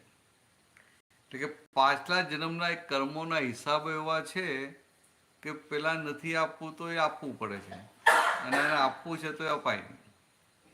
કેટલાની પાસે ના લેવું હોય તો લેવું પડે, ને કેટલાની પાસે આપણે લેવું હોય ને તો એ મળે નહીં. તો કે આ બધું શું કહેવાય? ઋણાનુબંધ હિસાબ. તો કે આ ઋણાનુબંધ હિસાબ પોઝિટિવ હોય ને નેગેટિવ પણ હોય. પણ આપણું હવે કામ શું છે? તો કે આ જન્મમાં પાછલા જે કંઈ પણ ઋણાનુબંધના હિસાબો છે, લેવાના કે દેવાના, એ બધા સેટલ કરવાના છે, ચૂકતે કરવાના છે. અને બધા હિસાબો, જેના બધા હિસાબો ચૂકતે થઈ ગયા તો એને પછી સંસારમાં પાછું આવવું પડે. કંઈક હિસાબ બાકીનો માટે આવવું પડે છે ને. કે જેને આવી રીતે બધા હિસાબ સેટલ કરતા આવડે, બધા હિસાબો સેટલ કરે તો પછી એ મોક્ષે જાય. એટલે સાદી ભાષામાં શું કહ્યું કે આ પાછલા જન્મોમાં આપણને જે બધા ભેગા થયા ને એ ભેગા થયા, એની સાથે વ્યવહાર થયો આપણો, એ વ્યવહારમાં આપણે બે વસ્તુ કરી. આપણને અમુકનો વ્યવહાર ગમ્યો, અમુકનો આપણી સાથેનો વ્યવહાર આપણને ગમ્યો અને અમુકનો ના ગમ્યો. અમુકનો અમુક સમય ગમ્યો ને અમુક સમય ના ગમ્યો. એટલે શું થયું કે આપણો દોરો જે હતો ને, કોઈની સાથે આપણે રાગ થયો કે દ્વેષ થયો. વ્યવહાર ગમે એટલે ત્યાં રાગ થાય, અને વ્યવહાર ના થાય કારણ મારી આમ કેમ કહ્યું હું જોઈ લઈશ એટલે દ્વેષ થયો. એટલે રાગ કે દ્વેષ થયા પાછલા જન્મમાં. જેટલા જ્યાં જ્યાં રાગ દ્વેષ થયા ત્યાં આપણે જે દોરો હતો, આ પતંગનો દોરી હોય ને, આમ એ દોરો પેલો પતંગ કપાઈ જાય ખેંચી લે દોરી, પછી ગૂંચો પડે કે ના પડે, એવી આપણી આ દોરીમાં ગૂંચ પડી ગયેલી. પાછલા જન્મમાં જે રાગ દ્વેષ કરેલું એટલે એ ઋણાનુબંધ હિસાબથી અત્યારે સામે આવે. એટલે હવે એ ગૂંચ સામે આવે તો આપણે મોક્ષે જવું હોય તો કરવાનું શું હોય? ગૂંચ સામે આવે ત્યારે ઉકેલવાની, એને વધુ ગૂંચવવાનું નહીં. કાંતિલાલ સમજે? સાદી ભાષામાં, એકદમ સાદી ભાષા. મને અઘરું ના આવડે, હું ભણેલો નહીં, અભણ, શાસ્ત્રો વાસ્ત્રો વાંચેલા નહીં, એટલે મને બહુ અઘરું ના આવડે. સાદી ભાષામાં સમજાવું કે આ દોરામાં ગૂંચ પડી ગયેલી, એટલે ગૂંચ સામે આવે તો ધીરે રહીને આપણે ખોલી નાખવાની હોય. પણ પેલું અજ્ઞાનતામાં આપણે શું કરીએ, વધારે આપણે થાય એટલે હું પણ જોઈ લઉં, એટલે પેલું વધારે ગૂંચવી નાખીએ. ત્યારે ભગવાને શું કહેલું કે આ તમે તમારું કોઈ હોય, ભાઈ હોય ને કંઈક તમારે થઈ ગયું અને લગ્નમાં બધાની વચ્ચે તમારું અપમાન કરી નાખે, એટલે પછી અંદર હરગે કે ના હરગે? આપણે અંદર થાય કે ના થાય? હું જોઈ લઈશ, થાય કે ના થાય? હવે જોઈ લઈશ એવું થાય, ચાલશે.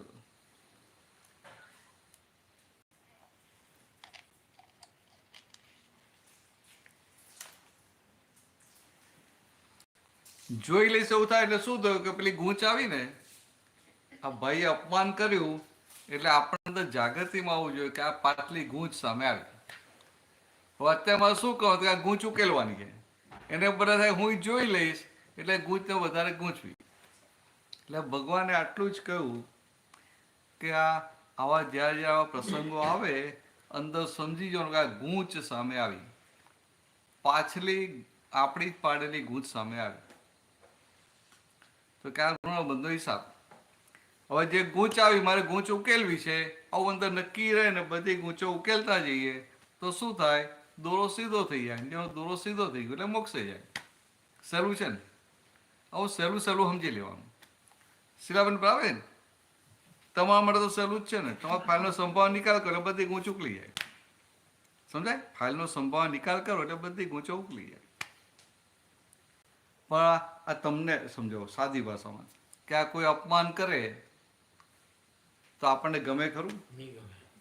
નહીં ગમે. અને પાછું એવું અંદર બળતરાય થાય. અને જો મોટો માણસ કંઈ ના બોલાય તો અંદર તો કેટલું બધું ચાલે.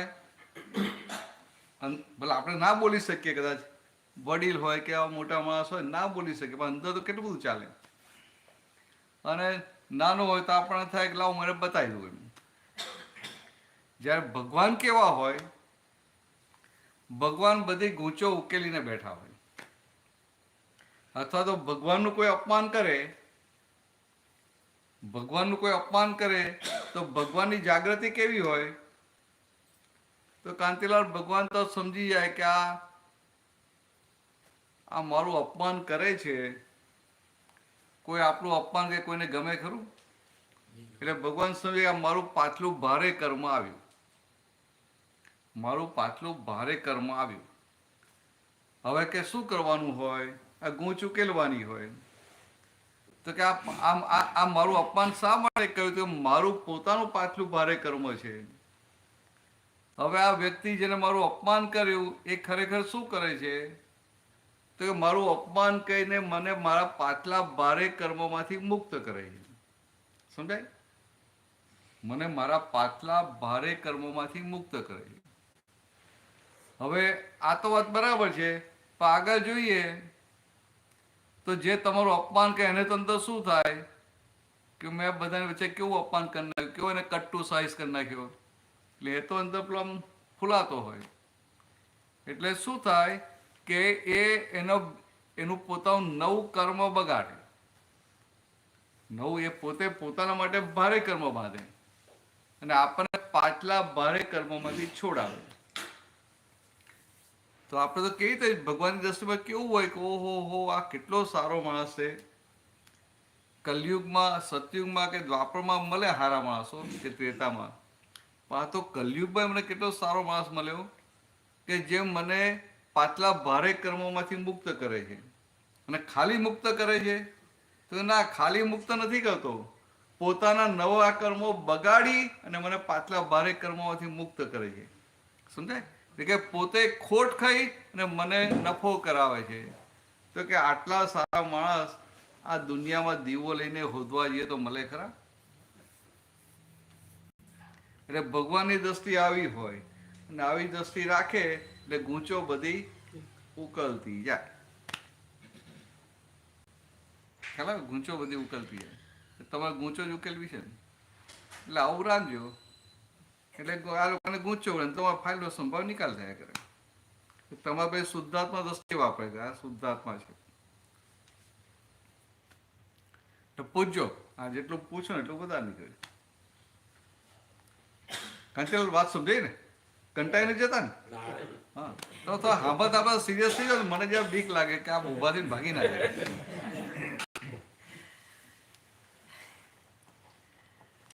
પણ આપણે આ સમજાય કે સારું આ અત્યાર સુધી આપણે કેવી ભૂલ કરતા હતા કે પેલો આપણને પાછલા કર્મોથી મુક્ત કરાવવા આવે ને એને આપણે દોષિત જોઈએ. એટલે કુદરત પછી ડબલ ગુનેગાર આપણને ગણે કે ના ગણે? એટલે ભાઈ તને પેલો છોડાવવા આવ્યો છે અને એની પર તું એટેક કરે છે. એટલે એવું ના કરાય, ના કરાય ને. એટલે કોઈ હવે અપમાન કરતા આવું અંદર રાખજો કે આ મને છોડાવવા આવ્યો છે, મારા માટે ઉપકારી છે. એટલે અત્યાર સુધી અપમાન કરનારો કે દુઃખ આપનારો કે ચીટિંગ કરનારો કે આપણા પૈસા લઈ ગયો કે બીજી રીતે દુઃખ આપતો હોય તો આપણને એ કેવો લાગે? દોષિત દેખાય. અને હવે આ ભગવાનની દ્રષ્ટિ વાપરો તો શું થાય કે દુઃખ આપનારો તમને ઉપકારી દેખાય. અને ખરેખર તમને ઓબ્લાઇજ જ કરે છે. પોતાનું બગાડીને તમને નફો કરાવે તમને ઓબ્લાઇજ જ કરે છે ને. એટલે આપણે ઉપર તેને થેન્ક યુ કહેવું પડે, ના કહેવું પડે? પ્રકાશભાઈ થેન્ક યુ ના કહેવું પડે? અને પછી અપમાન કરનારો હોય ને પછી બે ત્રણ દિવસ મળે ધીરે કેવું ખરું કે તે છે પેલું ફંક્શનમાં તે જે તમારું અપમાન કરેલું ને ફરી કે આવી રીતે કરશે ને એને પાર્ટી આપવાની. એક પાર્ટી આપવી પડે ને. બહાર ઘરે આ ના પાડે કે ના હું તને ગમે ના ગુસ્સાતો, હોટલમાં ક્યાંક બહાર પાર્ટી આપવાની અને પછી કહેવાનું કે તે દિવસે પેલું અપમાન કરે હું ફરી કરે, હું ફરી તને પછી પાર્ટી આપી શકું. સુરવીર લોકો આવા હોય, સુરવીર.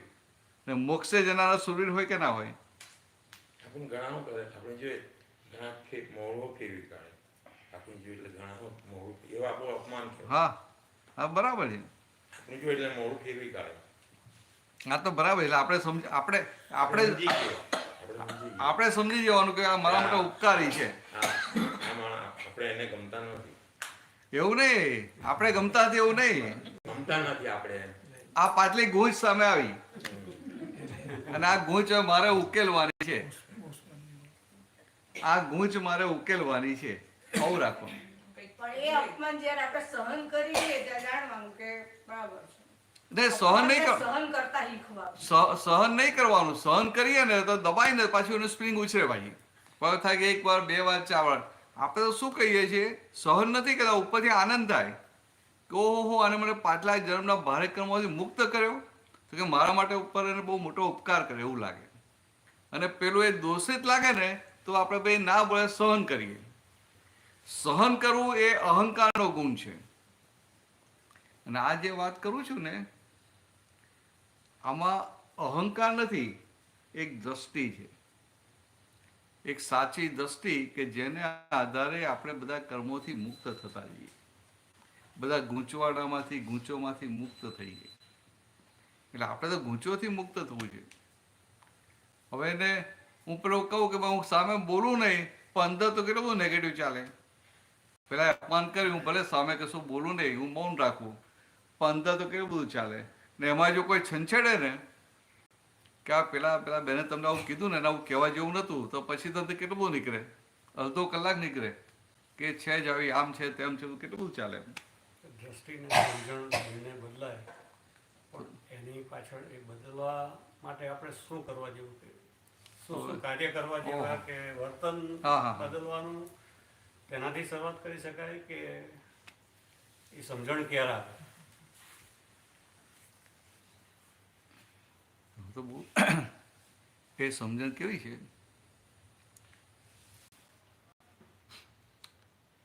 આ દ્રષ્ટિ એવી છે કે પોતાનાથી જાતે બદલાય એવી નથી, સમજાય? એટલે એમાં બીજાની હેલ્પ લેવી પડે એવી છે. હું જાતે મારી દ્રષ્ટિ બદલવા જઉં ને તો અનંત અવતારથી મહેનત કરું છું, બદલાય નહીં. પણ આ શક્ય છે, આ દાદા ભગવાનની કૃપાથી શક્ય છે, ઇટ્સ પોસિબલ. આખતે એવું એ પ્રયોગ રાખ્યો નથી કે આખો જે દ્રષ્ટિ આખી આ સાચી દ્રષ્ટિ પ્રાપ્ત થાય ને એવો એક પ્રયોગ હોય છે.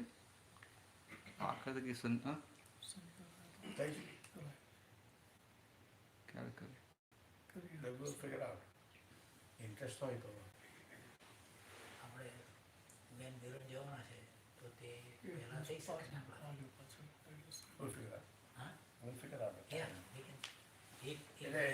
આમાં જો હું તમને ખાલી સિમ્પલ વાત કરું કે આ જે પ્રયોગ છે ને એ બપોરના ટાઈમમાં ના કરાવાય. હું 1 વાગે 2 વાગે બોલાવું ને તો ના થાય, હવે સમજવા માટે. કારણ કે પછી આ દ્રષ્ટિ બદલાય ને એટલે ઘરે જઈને પછી એને બીજો બધો વ્યવહાર ના હોય ને.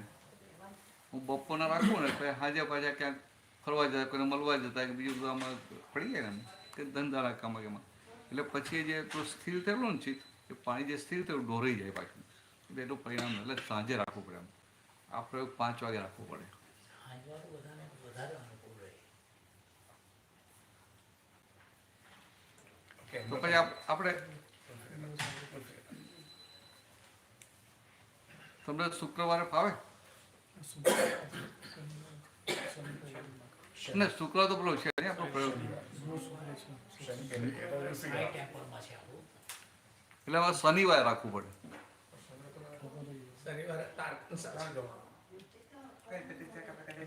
થોડું પછી ત્યાં ઘરે જ છે ને તો એક દિવસ આપણે લેટ કરીએ ત્યાં ચાલે. તમે ફ્રી છો શનિવારે? બહાર છો ને? તો પછી ના પછી બહાર છો. હા, રવિવાર પાછળ આવે ને એ તો ઊંધું પડે. હા, ઓકે. એટલે the thing is, એ પ્રયોગ શું છે તે પહેલા સમજવું, દવા સાવ પછી ટાઈમ તો આપણે નક્કી કરીશું. તમે એમનો ભાવ દવા સાવ બરાબર. સોશિયલ થઈ ગયું. Buy one get one free.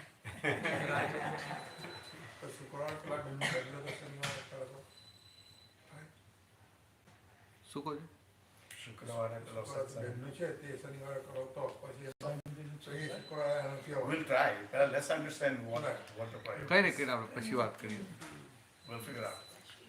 એટલે આ જે પ્રયોગ છે ને આખો એ દાદા ભગવાનનો એક અદ્ભુત પ્રયોગ છે. એમાં આઈ અને માય, એટલે આ જે બિલીફ છે ને હું પ્રકાશભાઈ છું, તમે ખરેખર પ્રકાશભાઈ નથી. એટલે કે અત્યારે તમે પ્રકાશભાઈની ગાદી પર બેઠા છો, તમે જે છો ખરેખર એ જાણતા નથી. એટલે કે આઈ અને માય, હું ને મારું જે જુદા છે, કે મારું મારું કહીએ બધું આપણાથી જુદું, તો હું ને મારું બંને જુદા છે. તો કે આ હું અને મારું બેની વચ્ચે એક લાઇન ઓફ ડિમાર્કેશન પડી જાય અને ભાન થાય, રિયલાઇઝેશન થાય કે હું ખરેખર કોણ છું. એવો એક અદ્ભુત પ્રયોગ છે. એટલે આમ એમાં તમારે 2.5 કલાક બેસવું પડે. મેઇન કલાકનું જ છે પણ આમ 2.5 કલાક ટોટલ સમય જાય. અને એ પ્રયોગ સાંજે 5 પછી જ થાય, 5 વાગે થાય, બપોરને ખાવાના ટાઈમમાં ના થાય. એટલે મેં તો પૂછ્યું તમને. છે એટલે કે એમાં શું છે કે હું પ્રકાશભાઈ છું, એ જે બિલીફ છે એ બિલીફ આખી ફ્રેક્ચર થાય ને તમે ખરેખર જે છો એ આખું સેટ થાય એવો એ પ્રયોગ છે. પણ તમે વીકેન્ડમાં નથી ને એટલે પછી બરાબર છે. અને પેલો શુક્રવારનો તો પ્રોગ્રામ ગોઠવાઈ ગયો છે એટલે પછી એને ડિસ્ટર્બ ના કરાય. એટલે ફરી કોઈ વખત સંજોગ આવે ત્યારે તો દર વર્ષે દલાસ આવશે. હા, નહીં તો દલાસ આવી શકો. દલાસ ફાવે ના એવું નહીં. એટલે મારે દલાસમાં દિવસ નક્કી કરવાનું છે તો હું એ રીતે નક્કી કરું એમ. ડાલાસમાં અહીંથી ડાલાસ જવાના છે, ત્યાં સત્સંગ છે એટલે એ દરમિયાન ને ત્યાં પ્રોગ્રામ કરવા સોમવારથી અમે દાલાસમાં છીએ અને ત્યાં એ પ્રોગ્રામ રાખવાનો છે સોમ મંગળ બુધ ગુરુમાં એક દિવસ. એટલે બુધવાર સિવાય બુધવારે નથી રાખવાનો, સોમ મંગળ કે ગુરુ. એટલે તમને કંઈક ફાવતું હોય તો મને કહેજો તો પછી એ રીતે ત્યાં એડજસ્ટ કરવું એવું થાય. તમારાથી અવાય કાંતિલાલ? રાઈટ નથી. તમે અચ્છા તમે રાઈડ નથી નહીં? પણ રાઈડ મળે તો એ ના આવે ને પાછું. રસ્તા જોયેલા નહીં. હા ના રાઈટ મળે તો જવાય ને એમ પૂછું. એ કોઈ લઈ જાય. ના એવું નહીં, હવે કઈ નહીં આવે. એવું નહીં. રાઈડ મળે તો તમે આવી શકો ખરા એમ? કારણ કે ભાઈ Try કરો, ત્યાં તો હવે Promise નહીં આવે. એટલે રાતે રોકાવું પડે ને પાછું. કારણ કે રાતે પછી પાછા તો બધા 3 કલાક થાય ને એટલે વાંધો નહીં. તો જો પછી વાત કરીએ. પણ આવો એક પ્રયોગ છે અદ્ભુત. એટલે એમાં પછી તમને આ સંસારમાં રહેવા છતાં સંસારના બધા કાર્યો થયા કરે, બહારનો વ્યવહાર એવો ને એવો રહે, પણ અંદરથી જે રાગ અને દ્વેષના જે હૂક લાગેલા હોય ને એ હૂક ઉકલી જાય. એટલે પછી આ સંસાર જે બોજારૂપ લાગતો હોય ને એ સંસારનો બોજો પછી આપણે અડે નહીં, કારણ કે આપણો હૂક નીકળી ગયો ને. આમ તો ભગવાને એવું કહ્યું કે મોક્ષે જવા માટે ખાલી ફક્ત અહંકાર ને મમતાનો ત્યાગ કરવાની જરૂર છે.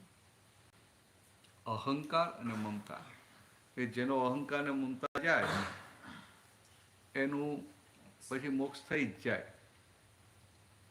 તો કે આ અહંકાર એટલે તો કે આ હું પ્રકાશ પછી બિલીફ છે એ માન્યતા એ ફ્રેક્ચર થાય એટલે અહંકાર ગયો.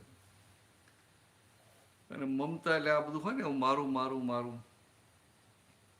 તો કે આ લોકો તો એવું કે સાધુઓ સંન્યાસીઓ કે ભાઈ આ બધો સંસારનો ત્યાગ કરો, આમ કરો તેમ કરો. પણ સંસારમાં અનેક વસ્તુ છે, તમે કેટલો ત્યાગ કરવાનો? ત્યાગ કરીને હિમાલયમાં જઈને બેસી ગયા પણ તમારો દેહ તો તમારી જોડે રહેવાનો ને, વાણી તમારી જોડે રહેવાની ને, મન તમારી જોડે રહેવાનું ને. એ મન વચન કાનો ત્યાગ કેમ કરીને કરો? પણ આ છે કે અહંકાર ને મમતાનો ત્યાગ થઈ જાય. પેલા લોકો બધી વસ્તુઓનો ત્યાગ કરવાનો કે વસ્તુઓનો નહીં, અંદરથી મમતા જાય. એટલે અહંકાર જાય તો અહંકાર સાથે મમતા કનેક્ટેડ હોય, પછી અહંકાર ને મમતા બંને જાય. એટલે આવો સંજોગ કોઈક વાર ભેગો થાય એમ. આજે આપણે અનંત અવતારથી ભટક કરીએ છીએ, એમાં એકવાર આવો સંજોગ ભેગો થાય એટલે આખી ભટકામણમાંથી બહાર આવે એમ. આખીની દિશા બદલાઈ જાય, દ્રષ્ટિ આખી બદલાઈ જાય. એટલે દ્રષ્ટિ જે બહિર્મુખી હોય એ દ્રષ્ટિ અંતર્મુખી થઈ જાય. એટલે બહિર્મુખી દ્રષ્ટિ હોય એમાં એને જ્યાં ને ત્યાં બધાની ભૂલો દેખાયા કરે, અને એ જ દ્રષ્ટિ જ્યારે અંતર્મુખી થાય ત્યારે કોઈ તમને દુઃખ આપે, ગાળો ભાડે, મારે, અપમાન કરે, તમને જો ચીટિંગ કરે, તમારા પૈસા દબાવી જાય કે જમીન દબાવી જાય કે કંઈ પણ કરે, પણ છતાંય તમને આ જગતમાં કોઈ પણ વ્યક્તિ દોષિત ના દેખાય, આખું જગત નિર્દોષ દેખાય, ત્યારે સમજવું કે આ મારું કામ થયું. સમજે? ખાલી હું ગમે એટલી વાતો કરું, ગમે એટલી ભક્તિ કરું, વાત જુદી છે. એટલે બીજા બધા કહેશે ભાઈ બહુ સારી ભક્તિ કરે છે, રોજ મંદિરે આવે છે, આમ કરે છે, તેમ કરે, બહુ સેવા કરે છે, તો એ પુણ્ય બંધાય. પણ મોક્ષ ક્યારે થાય? આખી આ દ્રષ્ટિ બદલાય ત્યારે. પેલી જે વાત કરેલી ને, આ સીધાની વાત કરી ને, કે આ પેલી છોકરીની વાત કરી, ખાલી કાનમાં ફૂંક મારે કે આ તારા સગા મામા છે, તો પેલાનું અંદરથી આખું બદલાઈ જાય. એવું આ બહારનો સંસાર એવો ને એવો રહે. સંસારના બધા સુખો આપણે ભોગવીએ ખરા, 15થી બધું બદલાઈ જાય. એટલે ખરેખરો ઉલ્લાસ ને આનંદ પછી આવે, સાચો ઉલ્લાસ ને સાચો આનંદ. એટલે એવી એ વસ્તુ છે. ચાલો હવે બીજી વાતો કરીએ. પૂછજો, આ પાછળ બેઠેલા પૂછજો. ખાલી કાંતિલાલ પૂછવું નહીં રાખતા, બધા પૂછજો. તમે આજે કઈ પૂછ્યું નહીં? કાલે સારું કાઢ્યું હતું કર્મ વાળું.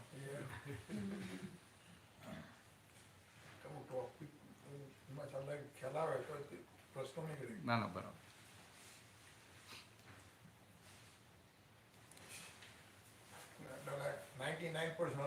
યાદ કરતા હોય છે, કર્મ નહીં કરતા. હવે તમને ક્લિયર થયું ને? કારણ કે હું એડમિટ ટ્રાય કરીને અહીંયા સુધી આવ્યો, એ મારી કર્મ નહીં કે મારી ક્રિયા કહેવાય. હા, અહીંયા બહેને સાંભળવું બી એવી મારી ક્રિયા છે. એટલે એ બધું એના પછી ક્રિયા, જે અંદર ભાન થાય અને બધું જે થાય, that's your કર્મ. એટલે એ ક્રિયા, આ બધી ક્રિયા એ કર્મ ફલ કહેવાય. અને આ સાંભળીને અંદર જે આપણી ફાઇનલ સિગ્નેચર થાય છે ને, Right, એ કર્મ. એ ફાઇનલ સિગ્નેચર થાય ત્યાં નવું કર્મ બંધાય છે. કાંતિલાલ કાલે હતા તમે? કાલે નતા. આ આપણે જે વાત કરી ને કે આજે સત્સંગમાં આવ્યા, તમે આજે સત્સંગમાં આવ્યા બરાબર. આજે તમને ફોન કર્યો, ખંડુભાઈએ ફોન કર્યો ને તમે આવી ગયા. કાલે તમને ખબર નથી તો કે મનોહરભાઈને એવું હતું કે તમને ફોન નથી કરવો? તો કે ના, ચૂકી જવાય ને કે બધા આપણા અહીંયા ઓકલામાં કેટલા બધા હોય, ભૂલી જવાય, ચૂકી જવાય ને, કેટલા મગજમાં હોય તોય ભૂલી જાય. તો કે આ તમે આજે સત્સંગમાં આવ્યા તો તમને એવું લાગે કે સત્સંગમાં આવું મારા હાથમાં છે. ખ્યાલ? તમને એવું લાગે સત્સંગમાં આવું મારા હાથમાં છે, પણ ખરેખર તમારા હાથમાં હતું તો કાલે કેમ ના આવ્યા? તે કાલે સંજોગ જ ભેગા ના થયા, તમને ખબર જ નથી એટલે સંજોગ ભેગા જ ના થયા. હા, હુકમ હોય તો જવાય. હા, એ તો આવું બધું આપણે આશ્વાસન લઈ લે કે હુકમ હોય તો જવાય. પછી કઈ માતાએ બોલાવવા આવ્યા એમ. પણ એક સમજવા માટે કે આ તમારી આવવાની લાખ ઈચ્છા હોય ને, પણ કઈ ઘરમાં કામ આવી ગયું તો ના હોય. અંબાજી ગયેલો ચાલતો મારા ગામથી 22 દિવસ થયેલા. માતાજીનો હુકમ ઉતરે એટલે હું ગયેલો. આજે મને કે તું ચાલ આજે ચાલો ને કે હવે માથી નહીં ચાલે. હા, બરાબર. પતી એટલે હુકમ હોય તો ચલાય ને, તો જ ચલાય. અને હુકમ ના આવે તો ના ચલાય ને. નહીં ચાલે. પાછો હુકમ થાય તો ચલાય ને પછી. હવે શક્યતા ઓછી. એટલે હું તમને આ કોન્ટ્રાડિક્શન કહેવા માંગુ. સમજાય? આ જે આ કોન્ટ્રાડિક્શન આપણે પોતે બોલીએ એમાં જે કાલની વાત તો ધર્મ એટલે કોન્ટ્રાડિક્શન જોવા જોઈએ. એક બાજુ તમે કહો છો કે હું જઈ આવ્યો 22 દિવસ ગયો, પછી તો હુકમ હતો એટલે ગયો, અને હું કહું કે ફરી હુકમ થાય તો ના, હવે તો ના જવાય. એટલે તમે ખરેખર હુકમમાં માનતા નથી, ખાલી બોલો જ છો. હા, પણ કાંતુભાઈ, હું તમને સીધી વાત કરું કે તમે બોલો છો ખરા કે માતાજીનો હુકમ હતો એટલે હું ગયો, પણ તમે માનતા નથી. અત્યારે હું તમને પૂછ્યું તમે ફરી હુકમ થાય જાઓ કે ના જાઓ, તો તમે કહો ના, હવે ના જવાય. એટલે જો તમે એવું માનતા હો કે માતાજીનો હુકમ થયો તો હું જઉં, તો તમારે અત્યારે થાય ના, અત્યારે માતા હુકમ થયો હું જઉં એમ. પણ અત્યારે તમને શું દેખાય? ના, હવે ઉંમર થઈ, હવે ના ચલાય, આમ ના થાય, તેમ ના થાય. એટલે તમે બોલો છો ખરા કે માતાજીનો હુકમ થયો એમ, પણ માનતા નથી. એટલે આપણે જે મોઢેથી બોલીએ છીએ ને, અંદર આપણા માનવામાં નથી. એટલે વ્યવહારથી કહીએ કે આમ અમને હુકમ થયો એટલે ગયા. આ બધા અહીંયા આપણું હોય આમ સંસ્થા હોય આપણો ગુજરાતી સમાજ, અને એમાં તમે પ્રેસિડેન્ટ હો, વાત કરું, તમે પ્રેસિડેન્ટ હો ને તમે બધા સારા કામ કર્યા હોય ને પછી પેલી જનરલ બોડી મિટિંગ થાય તો બધા તમારા વખાણ કરે કે ના કરે કે કાંતુભાઈ બહુ સારું કામ કર્યું, કાંતિલાલ તમે બહુ સારું કામ કર્યું. હા, એ તો બરાબર, પણ અમે તો વખાણ જ કરે ને. હવે વખાણ કરે ને પછી તમને બોલવા ઊભા કરે તો તમે શું કહો? ભાઈ મારા હાથમાં તો કશું નથી, બધું ઉપરવાના હાથમાં છે, બધું એને જ મારી પાસે કરાયું. આવું બધું બોલો કે ના બોલો? બોલો ખરા, પણ અંદર શું થાય કે આ તો 2 વર્ષથી આવજો આટલા કામ થયા. પહેલાં શું કામ થયેલું? તો હું છું તો કામ થયું. એટલે અંદર ખાને શું માને કે હું છું તો કામ થયું, પણ બોલે શું કે આ બધું ઉપરવાળા, મારા હાથમાં કશું નહીં, આ તો ઉપરવાનો હુકમ થયો એટલે આ બધું મેં કરાવ્યું. એટલે આપણે જે બોલીએ છીએ અને અંદર માનીએ છીએ બંનેમાં વિરોધાભાસ છે, અને જ્યાં સુધી વિરોધાભાસ હોય ત્યાં સુધી ધર્મમાં પ્રગતિ થાય નહીં. હવે એક સિમ્પલ સિદ્ધાંત તમને બતાવ્યું. આ એ બધી થોડી વાતો આપણે, બીજો બધો સત્સંગ થોડી નવી નવી વાતો છે, એમ જુદી વાતો છે. તમને સત્સંગ એટલે કે આમ પેલું કથા વાર્તા કહેશે એવું બધું નથી આમ, પણ સમજવા જેવું છે. સમજે? આપણે કોઈ અંદર વિચાર કરતા કદે હારું હારું આ તો કંઈક નવી જ વાત છે, આવું હોય એમ લાગે કે ના વાત તો બરાબર છે, પાછું અંદર હૃદય કબૂલ કરે કે વાત બરાબર છે. એટલે હવે પૂછી નાખો એક પ્રશ્ન, ચાલો. એટલે થોડોક ટાઈમ છે પાછો. કેટલા વાગે? 7 વાગે, 6:45.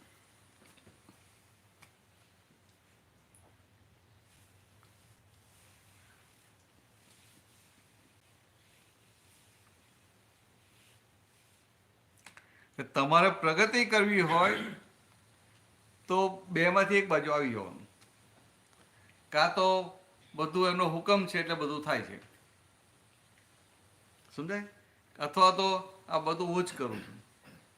બેમાંથી એક બાજુ રહો ને તો તમારું કામ થશે. પણ તમે કેવા છો કે સારું સારું થાય તમે બે કર્યું,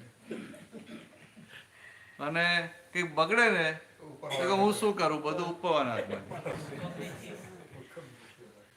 ખ્યાલ? એટલે ભગવાને શું કહ્યું કે બેમાંથી એક બાજુ રહેશો ને તો એક કામ થશે. હવે તમે કહો કે બધું એનો હુકમ થાય, તો કાંતુભાઈ કોઈ તમારું અપમાન કહે છે, એનો હુકમ તો ત્યારે અપમાન કર્યું ને, પછી એને તમે ગારો ભળાય, પછી તમારે એની ભૂલ જોવાય કે બીજાને કહેવા જોવાય કે આને મારું આવું અપમાન કર્યું, આમ કર્યું, આમાં સારો નથી. એટલે ભાઈ એ તો એને તો ઉપરનો હુકમ થયો એટલે કર્યું, એટલે તમે ઉપરવાની ભૂલ કરો છો. વાત તો સમજવી પડે ને. આપણે બોલીએ છીએ ખરા કે બધું ભગવાનના હાથમાં છે, ભગવાનના હાથમાં, ભગવાનના હાથમાં છે. બધું ભગવાનના હાથમાં છે તો કોઈએ તમને દુઃખ આપ્યું એ ભગવાનના હાથમાં છે, કોઈએ તમને સુખ આપ્યું એ ભગવાનના હાથમાં છે, કોઈએ તમારું અપમાન કર્યું એ ભગવાનના હાથમાં છે. તો ભગવાનની ભૂલ કાઢવાની, ભગવાને ખોટું કર્યું. મહેશભાઈ બરાબર છે? ભગવાને ખોટું કર્યું. આપણે તો ભગવાનની ભૂલ કાઢીએ. આપણે એટલા બધા ડાયા કે આપણી ભૂલ તો દેખાય નહીં, પછી ભગવાનની ભૂલ કાઢીએ. કેટલા બધા ડાયા કહેવાય, આપણી ભૂલ દેખાય ને પછી ભગવાનની ભૂલ કાઢીએ. પણ એક છે કે જ્યારે આ જગતમાં બીજા બધાની ભૂલો દેખાતી બંધ થઈ જાય અને પોતાની બધી ભૂલો દેખાવાની શરૂ થાય ને, તો સમજવું કે આપણે મોક્ષના સાચા રસ્તા ઉપર, માર્ગ ઉપર ચડી ગયા છીએ. ખ્યાલ આવે? તમને પૂછું કે ના પૂછું? હા, લાવો પૂછી લઉં. ચાલો, આમ તો ફ્રેન્ચ એટલે વાંધો નહીં.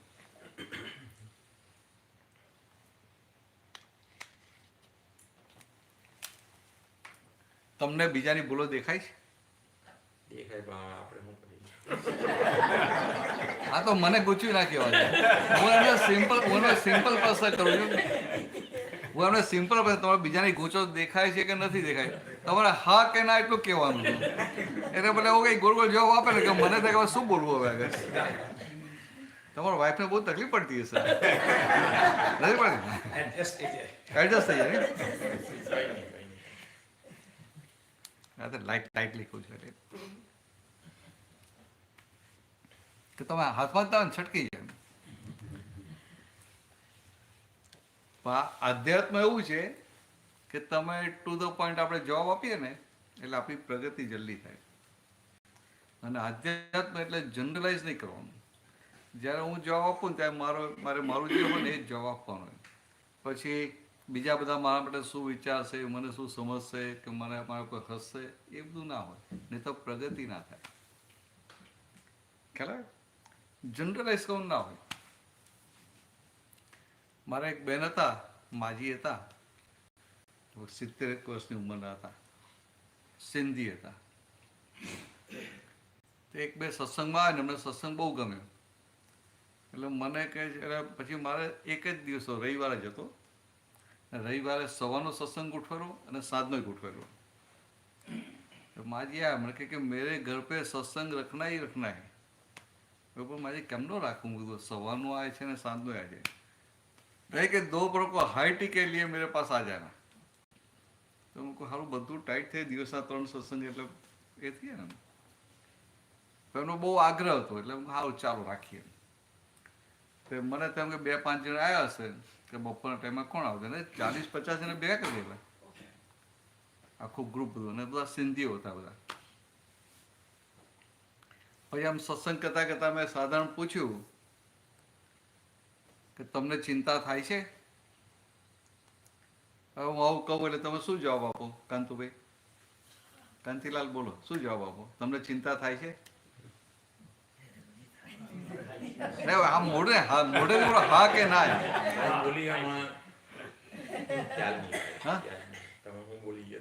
મેં એવું કીધું કે તમને ચિંતા થાય છે?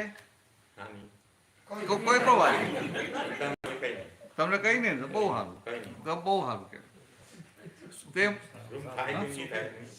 તમે હા એટલે આ તમે ઓકલા ઉંમરના સુખી માણસ કહેવાય, ચિંતા ના થાય. બાકી બધાને ચિંતાઓ થાય કે ના થાય? હા તમે ઊંઘી જાઓ ને શાંતિથી. હા તમને ચિંતા નથી ને એટલે મને ગમ્યું, મને સારું લાગ્યું. હા બહુ સરસ કહેવાય. તો મેં પેલા માજીને પૂછ્યું કે તમને ચિંતા થાય છે?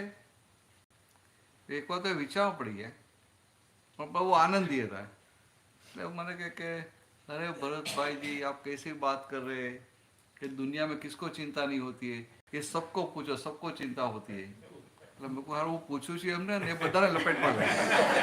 કેવા પાકા કહેવાય, બધાને લપેટમાં લે. હવે માથી હોય એમને તમને આવું કીધું એવું એમને તો ના કહેવાય, કારણ કે એ ઓટાવામાં હતા સિંધી પહેલી વાર મળ્યું, આવું કંઈક બોલું તો પેલા ભાગી જાય, બીજી વાર આવે નહીં તો મારે ધંધો કેમ ન ચાલે. એકદમ મારું ધ્યાન ગયું કે એમના ખોરામાં એમનું ગરોડી પેલું પપ્પી બેઠું હતું અને પછી આમ પંપાર્યા કરતા હતા. એટલે મેં જેને પૂછ્યું કે તમારા પપ્પીને પૂછો, તમારા પપ્પીને પૂછો એને ચિંતા થાય છે? એટલે એને આમ શોખ લાગી ગયો. 10-15 સેકન્ડ તો કંઈ બોલ્યા જ નહીં. આમ તો મને થયું કે હારી આ મારી ભૂલ થઈ ગઈ, આ તો મોટી ઉંમરના છે ને આમ આમ પ્રતિષ્ઠિત વ્યક્તિ એમ. તો મેં કહું આને ખોટું લાગી ગયું. મૂકો ઓપરેશન થિયેટર ઉપર એટલે ઓપરેશન ટેબલ ઉપર દર્દી ગયો ભૂગવા. પણ પછી 10-15 સેકન્ડ પછી શું બોલ્યા ખબર છે મને? એટલે મને કે ભરતાનજી આપણે તો હદ કરી દી. મેં કહું આ ગયો દર્દી. પછી ધીરે કે आज तक मैंने कभी ऐसा सोचा नहीं था कि मैं मनुष्य होकर चिंता करती हूँ और मेरा पपी जानवर होकर चिंता नहीं करता है, तो क्या मैं जानवर से भी गई?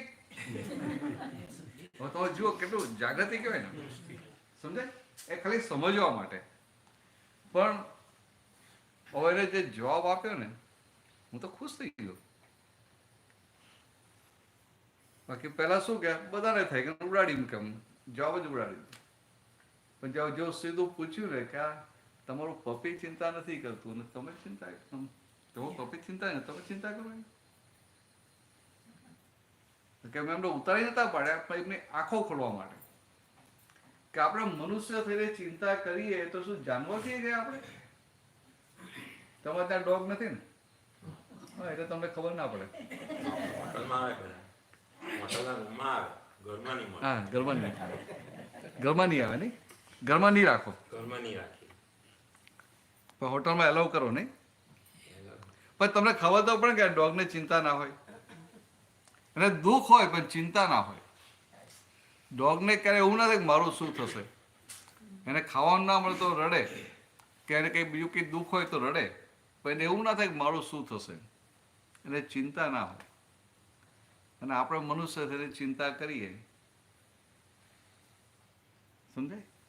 એટલા માટે ભગવાને કહ્યું કે ભાઈ આ મનુષ્ય દેહ મળ્યો છે એવું કંઈક પામી લો કે ચિંતાઓ બંધ થઈ જાય. ચિંતાના સંજોગો હોય પણ તમને ચિંતા ના થાય તો સમજવું કે આપણું કામ થઈ ગયું. ખ્યાલ આવે? શું કહો છો તમે? બોલો બોલો, વાંધો નહીં. તો અહીં બધું બોલવાની છૂટ જ છે, આપણે બધા ઘરના જ છીએ. ચિંતા નથી થતી એમ કે નથી તમને તો સારું, ચાલો ને, બહુ સારું, મને તો ગયું. એટલે આ સમજાવવામાં કે આપણે આ મનુષ્ય જન્મ મળે એવું કંઈક પામી લેવાનું છે કે જેથી બીજા બધા લોકો કહે કે આ કાંતુભાઈને બહાર બધા બહુ ચિંતાના સંજોગ છે એમ, પણ એમને અંદર એક કોઈ ચિંતા ના થાય ત્યારે સમજવું કે આ મોક્ષે જવાનું. સંસારમાં રહીને સંસારની જવાબદારીઓ નિભાવીએ અને છતાંય અંદર ચિંતા ના થાય તો સમજવું કે આ મોક્ષે જવાનું લક્ષણ કહેવાય. અથવા બીજી રીતે કહું કે કોઈ તમારી સાથે ગમે તેવો વ્યવહાર કરે પણ તમને કોઈની ભૂલ ના દેખાય, કોઈનો દોષ ના દેખાય અને પોતાની જ ભૂલો દેખાયા કરે તો સમજવું કે આ મોક્ષે જવાના લક્ષણ છે. ખ્યાલ આવ્યો? એક સાધારણ કીધું સમજવા માટે. એટલે આટલું કરજો, કોઈને ભૂલ ના જોતા. ફાવશે ને એટલું? કાંતુભાઈ સાચું બોલો છો? ફાવશે ને? હું ફરી આવવાનો જ. ફરી 2 દિવસમાં મળશું ને? હવે તો કે નહીં મળવાનું? તમને આમંત્રણ મળ્યું છે ને? હા, 2 દિવસનું. પેલા મંદિરનું ને સાંઈ મંદિરમાં છે. આવતીકાલે છે ને પરમ દાડો છે 5 વાગે સાંજે સાંઈ મંદિર. સાંઈ મંદિર છે, મારુતિના મંદિર. તમને એડ્રેસ આપશે? જોયું નથી.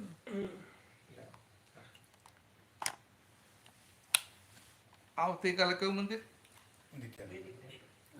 વૈદિક મંદિર. અને પરમ દિવસે ત્યાં છે સાંઈ મંદિર. 5 વાગે સાંજે. એટલે હોય તો આવજો. કાલ આવે બહુ થઈ હા, એક દિવસ બહુ થઈ ગયું. ના, બરાબર છે. હવે દવા કેટલી લેવાની હોય? કામ તો નહીં હોય. ના, એ તો બરાબર, કામ બધું નહીં હોય. આવજો કાલે ને પૂછજો. પણ આ 2 વસ્તુ નક્કી કરી નાખજો કે એવું કંઈક પામી લેવાનું છે કે સંસારમાં રહીને સંસારની જવાબદારીઓ નિભાવીએ અને છતાંય ગમે તેવા સંજોગ હોય પણ અંદર એક ચિંતા થવી ના જોઈએ. મોટેલ ચલાવો છો? મોટેલ એટલે મોટેલમાં કંઈક એવું થાય ને, આમ અઠવાડિયા સુધી ઓક્યુપન્સી એકદમ ઓછી આવે ને. કોઈ વધે રૂમો નહીં આવે. હા, તો બરાબર છે. એવું લાંબો સમય ચાલે ને ત્યાર પછી અંદર ઠંડક રહે ને આપણને. મારી વાઈફ તે કંતુ એક રૂમ નહીં થયો. એક ઊભો કરે, હું બાજુમાં જોયા ચિંતા નહીં કરવાની. બાજુમાં એવું જ છે, એક રૂમ નથી, પહોંચતા નથી એટલે એ પ્રમાણે આપણને આશ્વાસન આપવું. અરે તમે તો હારા છો. મને એક ભાઈએ કીધું કે હું જોઉં આમ કે હવે આટલો ટાઈમ થયો હજી સારી રૂમો ગઈ નથી, એટલે પછી હું ગાડી લઈને નીકળું અને બાજુમાં જે બીજા 2-3 આપણે ઇન્ડિયનની મોટર હોય ને ત્યાં ચક્કર મારી આવું અને જોઈ લઉં શું ભાવ લખ્યા છે, એનાથી ભાવ ઘટાડી દઉં. હવે આ તો ખાલી આમ જે વાત કરતા હતા, બહુ પ્રેમથી વાત કરતા હોય. એટલે આ કેમ આવું કરે તો અંદર ચિંતાઓ થાય એટલે ને કે સારું રૂમ ગઈ નહીં ચિંતાઓ થાય માટે. કે આ કેવું છે કે જ્યાં સુધી અહંકાર છે, અહંકાર હોય એટલે એની સાથે કરતાપણાનું ભાન હોય, બિલીફ ઓફ ડુઅરશીપ કે હું કરું છું. એટલે પછી એને એ કરતાપણાનું ભાન છે, અજ્ઞાન છે, કરતાપણાનું ભાન છે. એટલે શું થાય કે હું કરું છું એટલે એની અંદર ચિંતા ઊભી થાય કે આ મોટેલ હું ચલાવું છું તો કે આ રૂમો ભરાય નહીં તો શું થશે, આ પૈસા નથી આવતા કે આ કેમ ના અપાશે, આ કેમનું થશે. સમજે? એટલે હું કરું છું એ ભાન છે માટે ને ચિંતા થાય. અને હું કરું છું એવું ભાન હોય ને જેને, એને બીજાને એ કરતા જોઈએ સામાન્ય કે હું કરું એવું આ સામૂહિક કરે છે. એટલે પોતે કરતા થઈ જાય અને આખા જગતમાં બધાને કરતા જુએ, અને કરતા જુએ એટલે પછી બધાની ભૂલો દેખાય. તમે કોઈ પણ વ્યક્તિને કરતા જુઓ ત્યારે એની ભૂલ દેખાય. એટલે એક વસ્તુ આ કીધી અને બીજી વસ્તુ શું કીધી કે તમારે એવું કંઈક પ્રાપ્ત કરી લેવાનું કે જેથી સામો કંઈ પણ કરે તમને દુઃખ આપે, અપમાન કરે, કંઈ પણ કરે, પણ તમને એની ભૂલ દેખાય નહીં. એની ભૂલ ના દેખાય તો સમજવું કે આપણે આ મોક્ષના રસ્તા પર ચડી ગયા. કાંતુભાઈ સમજે ને આટલું રાખજો. તમે મજાના આનંદી માણસો તો આટલું કરજો, બહુ થઈ ગયું. પછી આપણે ફરી ભેગા થયા ના થાય બહુ ચિંતા નહીં કરતા. કાલે તો મળશું, કાલે તો મળવાના, પણ પછી ફરી ભેગા થયા કે નહીં થયા કંઈ વાંધો નહીં. પણ આ 2 વસ્તુ લક્ષમાં રાખજો. અને ત્રીજું કહી દઉં તમને કે સવારે ઉઠો ને તો આટલી પ્રાર્થના કરજો કે આ મારા પ્રાપ્ત મન વચન કાયાથી, પ્રાપ્ત મન વચન કાયાથી આ જગતના કોઈ પણ જીવને કિંચિત માત્ર પણ દુઃખ ન હો. સિમ્પલ છે. આટલી 5 વાર શક્તિ માગી લેજો. જે પણ ભગવાનને માનો છો. કયા ભગવાનને માનો છો? હા, ભવાનીમાં. હા, તો ભવાનીમાં પાસે શક્તિ માગી. એટલે આ લોકો ભગવાન બધા બહુ સીધા હોય, આપણા જેવા વાંકા ના હોય. એટલે ભગવાનને અંદર ઝઘડા ના હોય અંદર ઝઘડા ના હોય. આ મંદિરમાં બધા ભગવાન મૂક્યા હોય ને તો રાતે પૂજાઈ પર લોક કરીને જાય, બધા ઝઘડે અંદર કે તને અહીંયા કેમ મૂક્યો, મને અહીંયા કેમ મૂક્યો, લાલડી કરે ને. ભગવાનને કોઈ પ્રોબ્લેમ ના આવે. તમારે ભવાની માતા પાસે શક્તિ માગવાની. સવારે ઉઠીને 5 વાર શક્તિ માગવાની અને અંદર નિશ્ચય કરવાનો કે કમ વોટ મેં આખા દિવસો મારે કોઈને દુઃખ આપવું નથી. થાય આટલું કરી લેજો. ને પછી રાતે રોજ સૂઈ જાઓ ને, એટલે રાતે સૂતા પહેલાં પાછી જ્યાં જોઈ લેવાનું કે મેં આ નક્કી કર્યું, નિશ્ચય કર્યો, શક્તિ માગી કે મારે કોઈને દુઃખ આપવું નથી, છતાંય કોઈને દુઃખ થઈ ગયું તો દુઃખ થઈ ગયું તો દિલથી માફી માગી લેવાની. કોની? તો કે જે વ્યક્તિને દુઃખ પહોંચ્યું એની અંદર ભગવાન તો ખરા ને, તો કે એની માયલા જે ભગવાન છે એની માફી માગી લેવી. એની મય જે ભગવાન છે ને ભગવાનની માફી માગી લેવાની. ફાવે ના ફાવે? આટલું કરશો? એ તો હા કે ના તો બોલો. આટલું 2-3 મિનિટનો ટાઈમ ના હોય તો આખો બધો ટાઈમ તમે આ કાંતિલાલ માટે આપી દો છો તો તમારા પોતાના માટે 5 મિનિટ ના કાઢે? હા, કાઢવી જોઈએ ને. ખરેખર તો આ કાંતિલાલ માટે 5 મિનિટ આપવાની, પોતાના માટે બીજા 23 કલાક ને 55 મિનિટ પોતાના માટે વાપરવાની. હવે એકદમ તમને કહું તો શું થાય? ખરેખર પોતાના માટે વાપરવાનું. તો આટલું તમે કરજો. તો આ કેવી રીતે માફી માંગો એ બધું તમને બતાવું. હું એકવાર બોલાવું, તમે બોલજો અને પછી આમની પાસે લઈ લેજો, વોટ્સઅપ પરથી લઈ લેજો. હા, વોટ્સઅપ પર આપી દેજો. ફોન નહીં રાખો? તમને બુક આપી દે. અમે તમને છટકવા નહીં દઈએ. આજે તમે આવ્યા છો મારી ઠોકીને તમને પાંજા મોકલી દઈશું. તમે કે મોબાઈલ નથી રાખતો તો કઈ નહીં, તમને પ્રિન્ટેડ આપી દઈશું કે બુક આપી દઈશું ને એમાં ટીક કરીને આપીશું આટલું તમારે વાંચવાનું. પણ તમને જવાને હવે છટકવા નહીં દઈએ, કારણ કે આપણે આટલા હારા માણસ મળે ક્યાં ભાઈ? સમજાય? આટલા હારા માણસ ક્યાં મળે હવે સીધા ફ્રેન્ક આટલા? તો હું બોલાવું એકવાર, બોલજો. પ્રાપ્ત એટલે સવારે ઉઠીને જે 5 વાર શક્તિ માગવાની ને એ બોલાવું છું. પ્રાપ્ત મન વચન કાયાથી આ જગતના કોઈ પણ જીવને કિંચિત માત્ર પણ દુઃખ ન હો. બરાબર? સહેલું છે. આટલું તમને યાદ રહી જાય ને. પ્રાપ્ત એટલે અત્યારે જે પ્રાપ્ત થાય છે મનથી, એટલે કે આ મનથી, વાણીથી કે આ કાયાથી આ જગતના કોઈ પણ જીવને કિંચિત માત્ર પણ દુઃખ ન હો. સિમ્પલ છે. ને પછી તો અંદર નિશ્ચય કરો કે આખા દિવસમાં કોઈને દુઃખ આપવું નથી. પછી રાતે સૂઈ જાઓ તો સૂતા પહેલા આપણી અંદર જે ભગવાન છે ને અંતર્યામી પરમાત્મા, મહિલા ભગવાનને હાજર કરી અને આખા દિવસમાં 2-4-5 જણને જાણતા આપણાથી દુઃખ પહોંચી ગયું. તમે આ શક્તિ માગી, ભાવ નિશ્ચય કર્યો પણ છતાંય દુઃખ અપાઈ જાય તો પછી એની અંદર જે ભગવાન છે, એની અંદર જે આત્મા છે, શુદ્ધ આત્મા છે, એની માફી માગી લેવાની. એ કઈ રીતે માગે હું બોલાવું છું, પછી તમને આપી દેશે ખરા ખંડુભાઈ, તમને છટકવા નહીં દે. એટલે ફરી બીજી વાર હું ભેગો થઈશ ને, હું ચેક કરી લઈશ તમે આટલું હોમવર્ક કર્યું છે કે નથી કર્યું. હું થોડો સ્ટ્રિક્ટ ટીચર છું, હા, એટલે બરાબર ચેક કરીશ કે કરો છો કે નથી કરતા. પણ તમને આપી દેશું ખરા, એટલે તમારાથી એવું નહીં કે મને એસાઇનમેન્ટ મળ્યું નથી એમ છટકવા નહીં દઈએ. થોડું એટલું જ ચલાવી લેજો, ચાલશે ને? તો રાતે જે પ્રાર્થના બોલાવી બોલાવું છું. હે અંતર્યામી પરમાત્મા, આપ દરેક જીવ માત્રમાં બિરાજમાન છો, તેમજ મારામાં પણ બિરાજેલા છો. આપનું સ્વરૂપ તે જ મારું સ્વરૂપ છે. મારું સ્વરૂપ શુદ્ધ આત્મા છે. હે શુદ્ધાત્મા ભગવાન, હું આપને અભેદ ભાવે અત્યંત ભક્તિપૂર્વક નમસ્કાર કરું છું. અજ્ઞાનતાએ કરીને મેં જે દોષો કર્યા છે તે સર્વ દોષોને આપની સમક્ષ જાહેર કરું છું.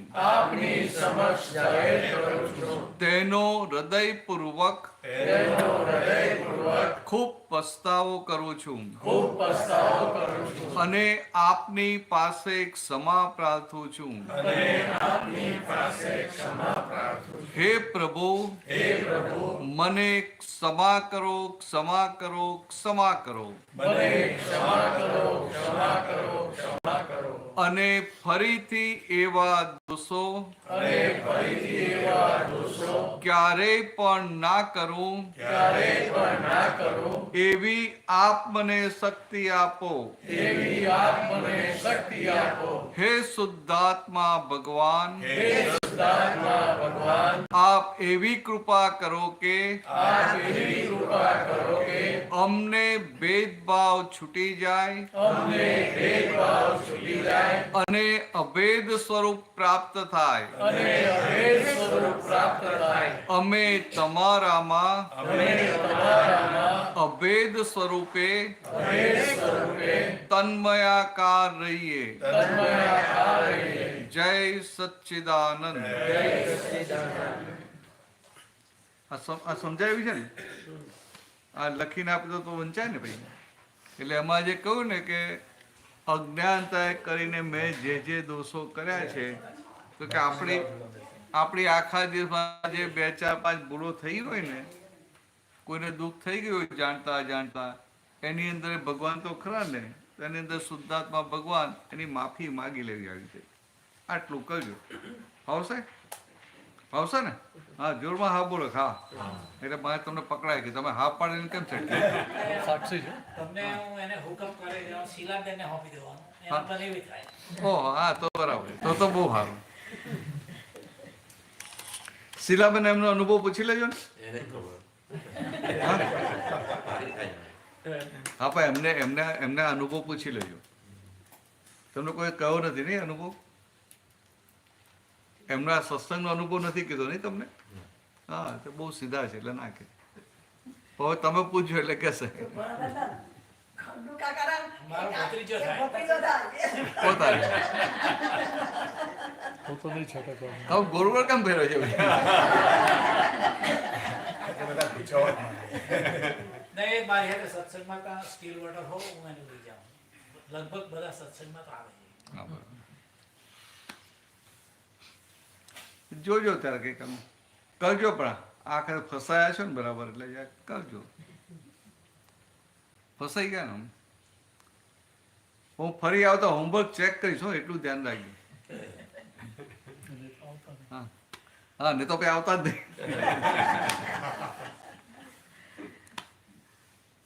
ચાલો, બીજું કંઈ પૂછે તો પૂછે. ચાલો, જવું છે? આ ઉપડો